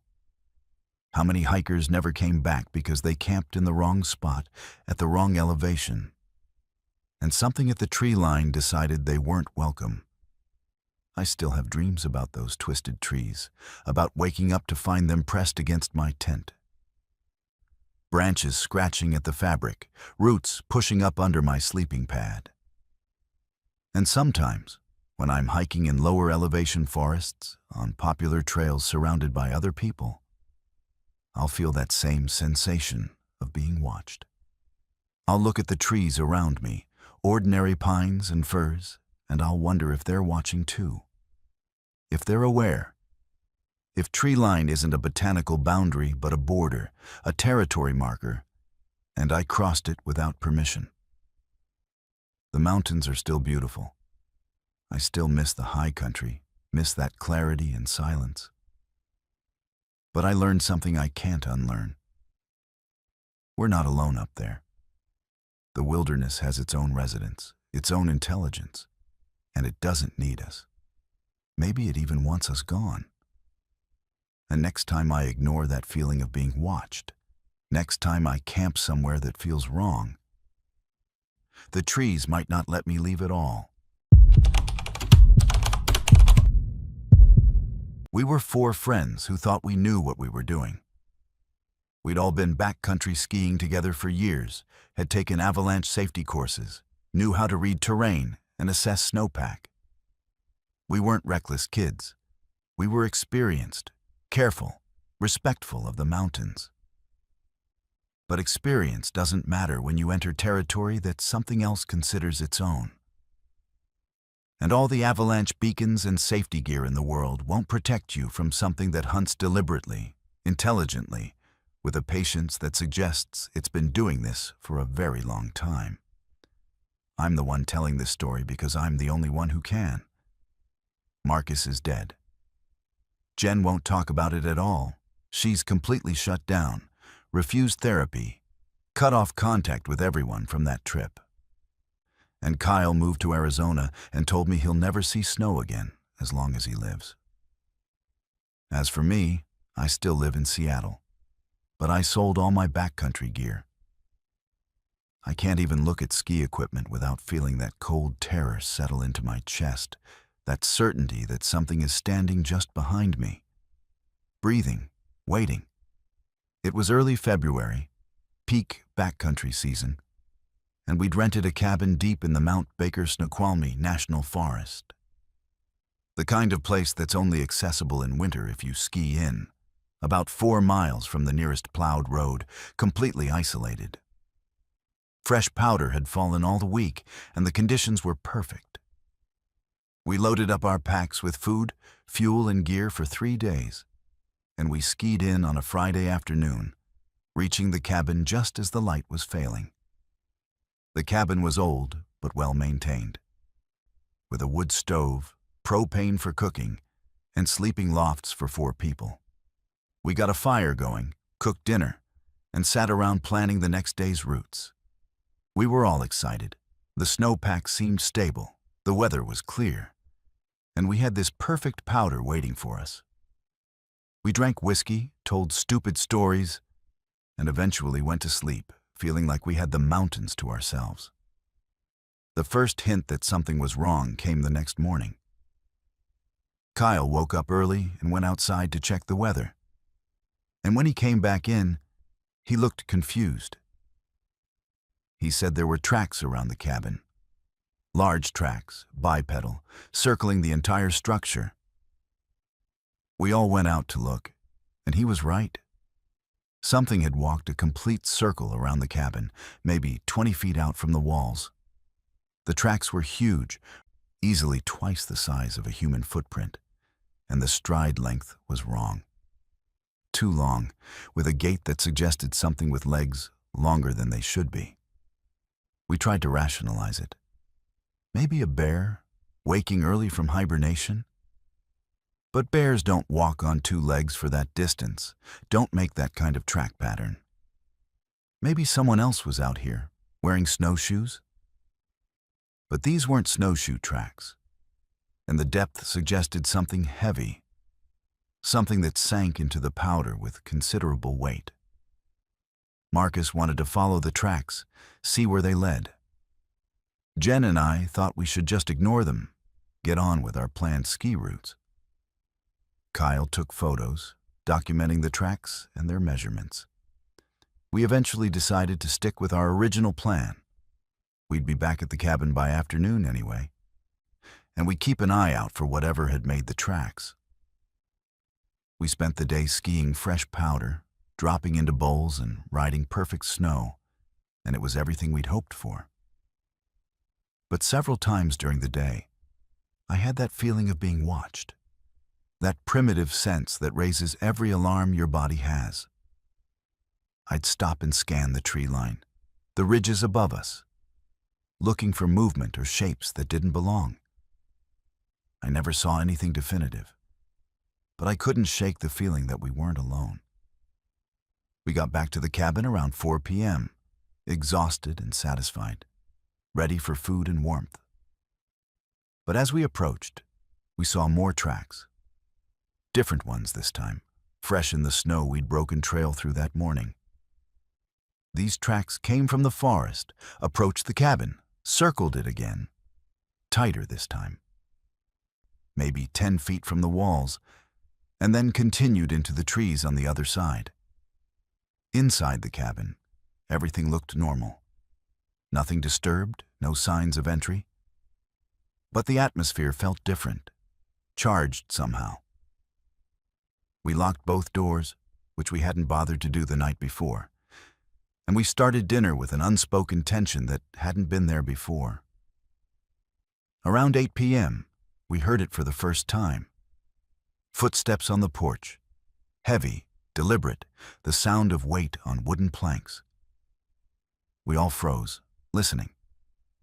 The footsteps moved from one end of the porch to the other, then back, then silence. Kyle grabbed a flashlight and went to the window, shining it out onto the porch. Nothing there. No tracks in the fresh snow on the porch, no disturbance. But we'd all heard it. An hour later, it came back. Footsteps again, heavier this time, and then something else. Scratching on the door. Not frantic scratching, not like an animal trying to get in. Deliberate scratching, like something was testing the door, checking its strength. Jen called out, "Who's there?" And the scratching stopped immediately. Complete silence. We waited, barely breathing, and then we heard breathing from just outside the door. Deep, wet breathing, like something with fluid in its lungs or throat. Marcus grabbed the poker from the wood stove and positioned himself by the door. He called out, trying to sound authoritative. "We're armed. We'll defend ourselves if we have to." The breathing continued for another minute, and then we heard movement. Whatever it was had left the porch and was walking around the cabin. We could track its progress by sound. Footsteps in the snow, circling the structure. At each window it stopped, and we could hear breathing against the glass. Kyle had his phone out, trying to get a signal to call for help. But there was no service. We were 4 miles from the nearest road, in the middle of a winter night. With something outside that clearly knew we were in here and clearly wasn't leaving. We stoked the fire higher, turned on all the lanterns, and agreed that we'd take shifts staying awake, watching the doors and windows. Around midnight, during Marcus's watch, he woke us all up. He'd heard voices outside the cabin, calling our names. He said he'd heard his girlfriend's voice, clear as anything, calling, "Marcus, help me, I'm lost." But his girlfriend was in Seattle. Then we all heard it, Jen's mother's voice calling, "Jennifer, please open the door. It's cold out here." Jen's mother lived in Portland and had never been to this cabin. The voices continued for over an hour, voices of people we knew, people we loved, calling to us, begging us to open the door, to come outside, to help them. The voices were perfect, exact replicas of tone and inflection, with emotional details that felt real. My own sister's voice called to me, using a nickname only she used, begging me to let her in. But my sister was in California, and there was no possible way she could be here. We didn't open the door. We held it together, reminding each other that it was a trick, that something was trying to create confusion, to lure us outside. But it was hard. You can't imagine how hard it is to hear someone you love begging for help and not respond, even when you know rationally that it can't be real. Around 3 a.m., the voices stopped and were replaced by a new sound. Something was on the roof. Heavy movement, walking back and forth on the metal roof, the sound echoing through the cabin. It would walk from one end to the other, stop, and then walk back, over and over, for hours. None of us slept. We sat together in the main room, keeping the fire going, and we waited for dawn. When the first light finally came around 6:30, the sound stopped. We waited another hour, and then Marcus said he was going to check outside, see if there were tracks, see if we could identify what had been harassing us all night. Jen and I told him to wait, to let it be full daylight. But he was angry now, frustrated, needed to confront whatever this was. He grabbed his ski pole as a weapon and went outside. Kyle and I followed, staying close. The area around the cabin was covered in tracks, dozens of them, overlapping, circling, leading to and from the tree line. And there were marks on the door, deep gouges in the wood that looked like claw marks. We decided to leave immediately, to ski out before nightfall, to get back to civilization and safety. We packed quickly, loaded our gear, and set out on our ski trail back toward the road. The skiing was harder than it had been coming in. The trail we'd broken was partially filled with new snow, and we were exhausted and frightened and not thinking clearly. About 2 miles from the cabin, Marcus stopped. He was at the back of our group, and when we turned around to see why he'd stopped, he was staring into the forest. He said quietly, "It's following us." We looked where he was pointing, and through the trees, we could see movement. Something large, keeping pace with us, staying maybe 50 yards into the forest, but matching our speed. We skied faster. The thing in the forest kept up easily. We could hear it now, crashing through the undergrowth, breaking branches, and we could occasionally catch glimpses. Something tall, dark, moving on 2 legs, but wrong. Proportions that didn't match human anatomy. We were maybe a mile from the trailhead when Marcus's binding broke. Just snapped, the mechanism failing catastrophically. He tried to fix it, hands shaking, but it was beyond field repair. He'd have to walk the rest of the way in his ski boots, which meant moving much slower. The thing in the forest had stopped when we stopped. We could sense it waiting, watching. Marcus told us to go ahead, to ski out and send help back. We refused. We weren't splitting up. Jen gave Marcus her ski poles to use as walking sticks, and we started moving again. Slower now, with Marcus post-holing through deep snow in his boots. The thing stayed with us, pacing us, sometimes visible through the trees, sometimes just a presence we could feel. And then it did something that still makes me cold to think about. It started calling to us in our own voices. I heard my voice, coming from the forest, saying, "Wait for me, I'm right behind you." Kyle heard his voice saying, "I need help over here." We'd call out to each other to verify who was speaking, to make sure we were all together, and the thing would mimic our responses. When we finally reached the trailhead and got to our car, we were hypothermic, exhausted, and traumatized. We threw our gear in the vehicle and drove without stopping until we hit a town with a hospital. That's where we learned that Marcus had severe frostbite on his feet from that walk.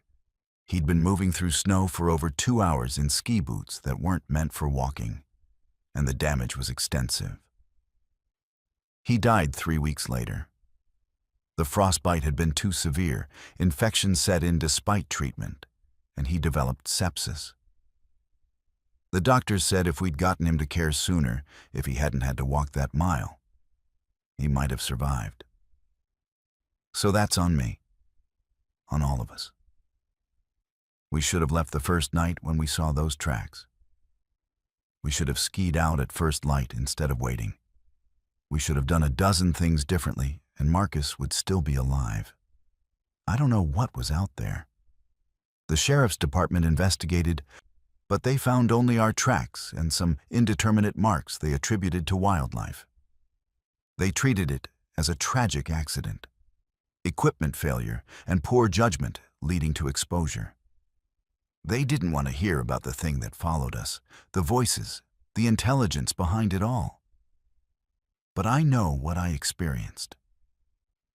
Something lives in those mountains that understands humans well enough to mimic us, to use our voices and our relationships against us. Something territorial and patient and cruel. And I think it let us leave. I think it could have taken all of us if it wanted to. But it chose to let 3 of us go and take 1. Sometimes I wonder if it's still waiting up there, still circling that cabin at night, still calling out in voices of people we love. And I wonder how many other backcountry cabins have their own watchers, their own things that circle and call and wait for someone to make a mistake and come outside. Marcus was my friend, and he's gone because of a decision I could have fought harder against. I live with that. But I also live with the knowledge that there are places in these mountains where we're not welcome, where something else has claimed the territory.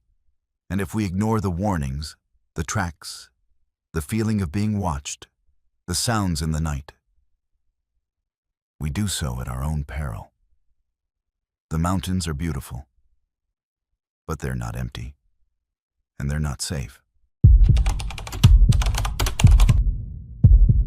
I need to tell you something that's going to sound impossible. I need you to listen to the whole thing before you decide I'm crazy or lying. Because what I'm about to describe ended my 15-year career with the National Park Service and changed everything I thought I understood about the places we call wilderness. I was a ranger. I was trained to observe, document, and report. I believed in evidence, in procedure, in rational explanations for natural phenomena. But there are some things that can't be rationalized, and some reports that can never be filed officially because no one would believe them. This is mine. My name is David Chen, and until 6 months ago, I was a backcountry ranger for Olympic National Park. I patrolled the coastal wilderness section, one of the most remote and beautiful stretches of coastline in the lower 48. Miles of rugged beach, temperate rainforest coming right down to the ocean, sea stacks rising from the surf, and an isolation that feels prehistoric. During the off-season, you can patrol for days without seeing another human being. It's the kind of place where nature feels dominant and humanity feels like a temporary visitor. I loved that job. I loved the solitude, the responsibility, the feeling of being a guardian for something larger than myself. I took my duties seriously, checking on backcountry campers, monitoring wildlife, assessing storm damage, enforcing regulations, and most importantly, keeping detailed logs of everything I observed. Documentation is crucial in Park Service work. If you see something unusual, you write it down. If you find something that needs investigation, you photograph it and file a report. Everything goes on record. But there are some things you can't put in an official report. Some things that, when you try to describe them, make you sound unhinged. Some things that your superiors will dismiss or explain away, because accepting them would mean accepting that our understanding of reality is incomplete. Last November, I was doing a solo patrol along a remote section of the coastal wilderness. It was off-season. The weather was typical for November, cold, drizzly, gray. And I wasn't expecting to encounter anyone. The area I was checking was officially closed to camping. An isolated stretch where we'd been having erosion issues and wanted to limit human impact while we assessed stability. I was hiking along the beach in the late afternoon, around 4 p.m., when I saw the structures. At first, from a distance, I thought maybe illegal campers had set up despite the closure. But as I got closer, I realized these weren't modern tents or tarps. These were shelters made from driftwood and what looked like woven cedar bark. Sophisticated construction, the kind that requires skill and time. There were 3 of them, arranged in a small cluster just above the high tide line. I approached cautiously, calling out to announce my presence, ready to explain that this was a closed area and whoever had built these would need to dismantle them and move on. But no one responded. The shelters appeared occupied. There was smoke rising from one, though I couldn't see a fire. There were tools laid out on a flat rock, implements made of carved wood and what looked like bone or antler. There was fish laid out to dry on a rack made of branches. Everything suggested recent, active habitation. But I couldn't find the people. I called out multiple times, identified myself as a park ranger, and got no response. I checked around the area, looking for whoever had built this camp.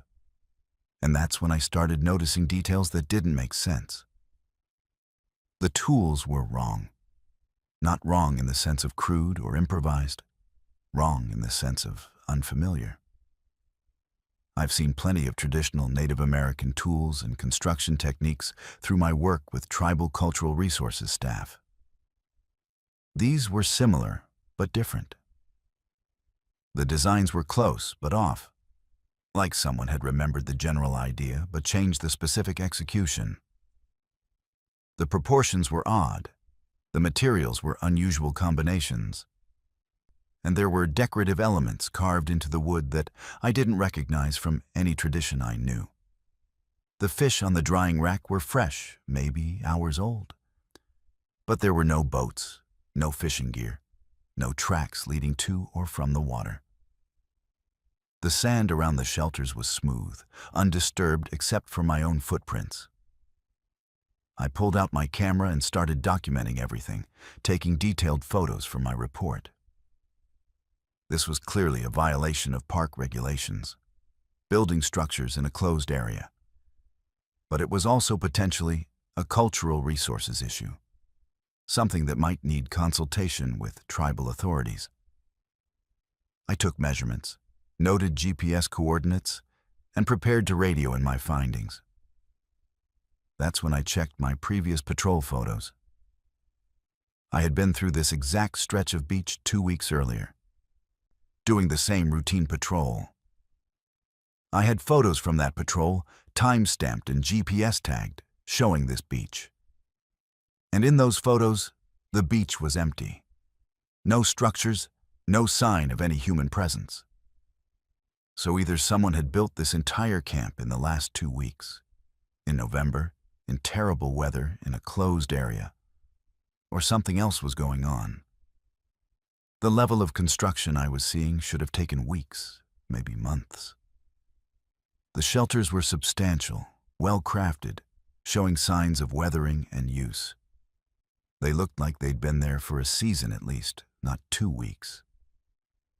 I examined the fire pit more closely.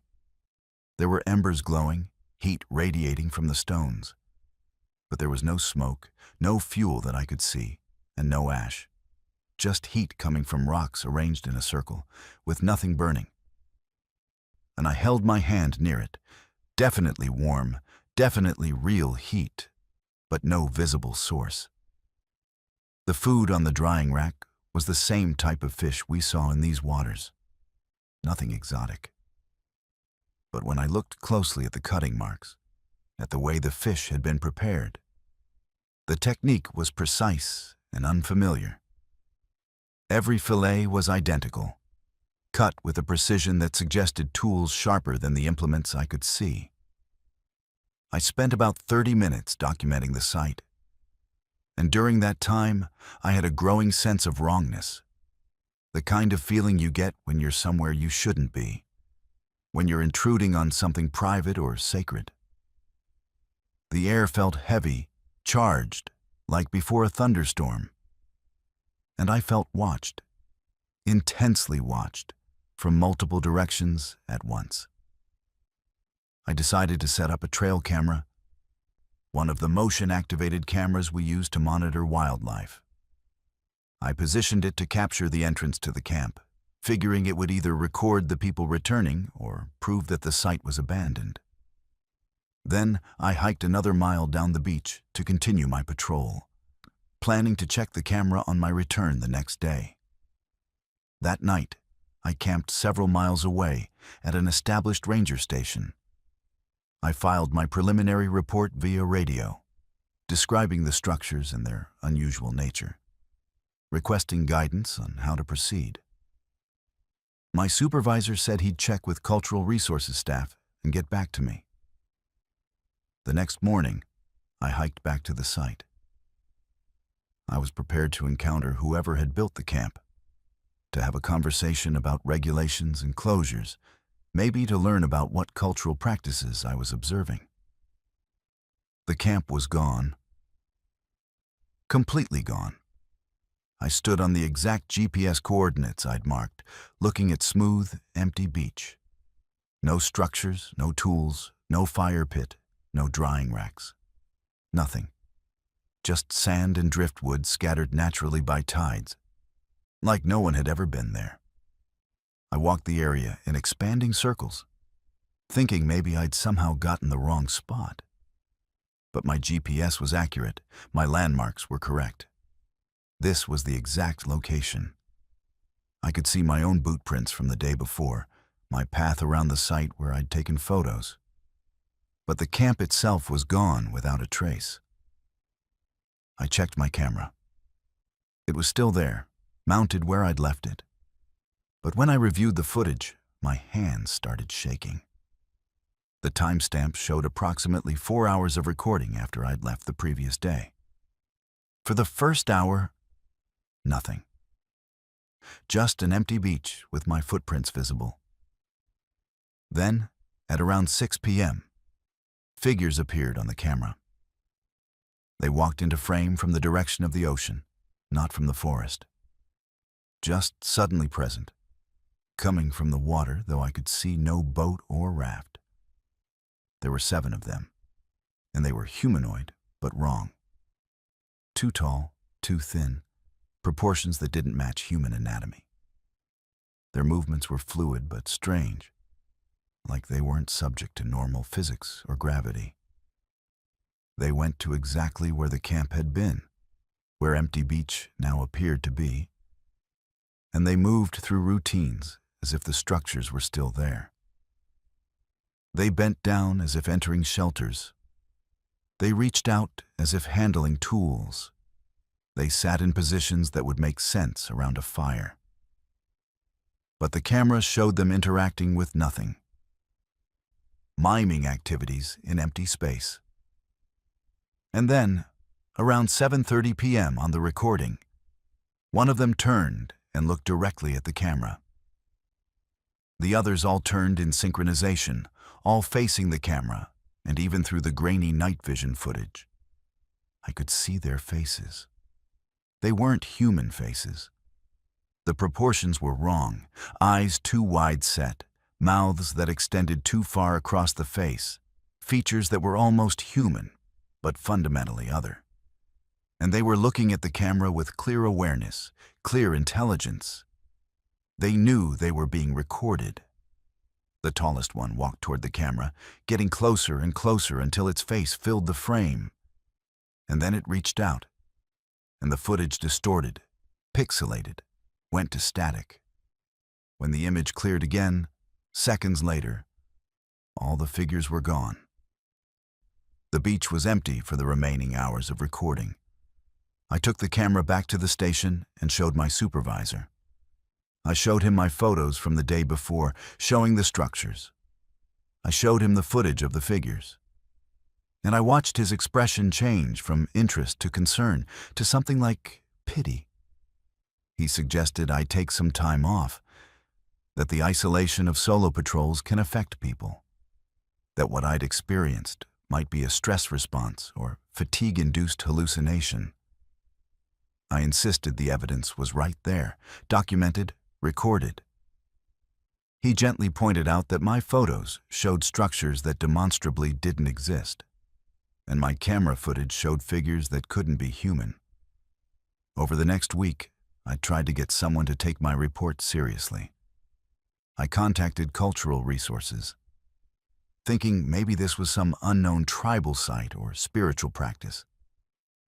They reviewed my materials and said they had no record of any tribes using that specific area in that way, and that the designs I documented didn't match any known Pacific Northwest indigenous patterns.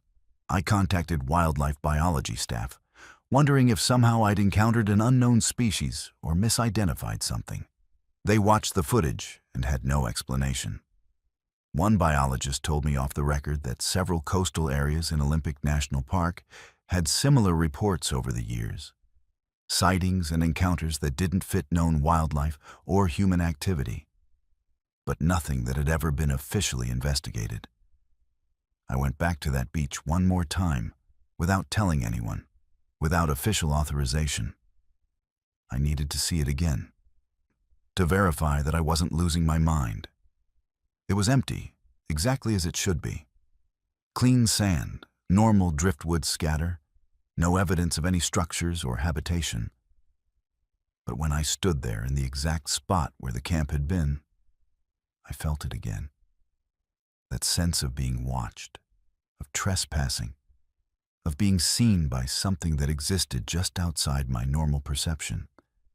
And then I heard something that made me leave and never come back. Voices, speaking in a language I didn't recognize. Not from the forest, not from the ocean, but from right there on the beach, surrounding me, though I could see no one. The voices were having a conversation, overlapping. And though I couldn't understand the words, the tone was clear. Assessment, discussion, decision. Like they were deciding what to do about me. I walked away calmly, not running, not looking back. And I kept walking until I reached my vehicle. I drove back to headquarters and submitted my resignation effective immediately. No explanation, no formal reason, just a resignation. My supervisor accepted it without question, probably relieved. I don't work for the Park Service anymore. I don't patrol those beaches, don't document anomalies, don't file reports. But I kept copies of everything, the photos, the camera footage, my detailed notes. I keep them as proof for myself, if nothing else. Proof that I saw something real, something that exists in a space adjacent to our reality. I think there are places where our world overlaps with somewhere else. Places where boundaries are thin, where other realities bleed through. and I think that beach is one of them. I think what I saw was a glimpse of inhabitants from that other place, going about their lives in their version of that space. And for a brief time, the overlap was strong enough that I could see their structures, their tools, their presence. The footage of those figures still haunts me. The way they moved, the way they looked at the camera with complete awareness. They weren't surprised to be seen. They weren't afraid of being documented. They just acknowledged my presence the way you might acknowledge a curious animal, with mild interest and no concern. I wonder how many other rangers have seen similar things and been told they were mistaken or suffering from isolation effects. I wonder how many reports have been dismissed or explained away, because accepting them would mean accepting that our parks, our wilderness areas, contain things we don't understand and can't control. Olympic National Park is still beautiful. The coastal wilderness is still one of the most stunning places in America. But it's not empty, and it's not fully ours.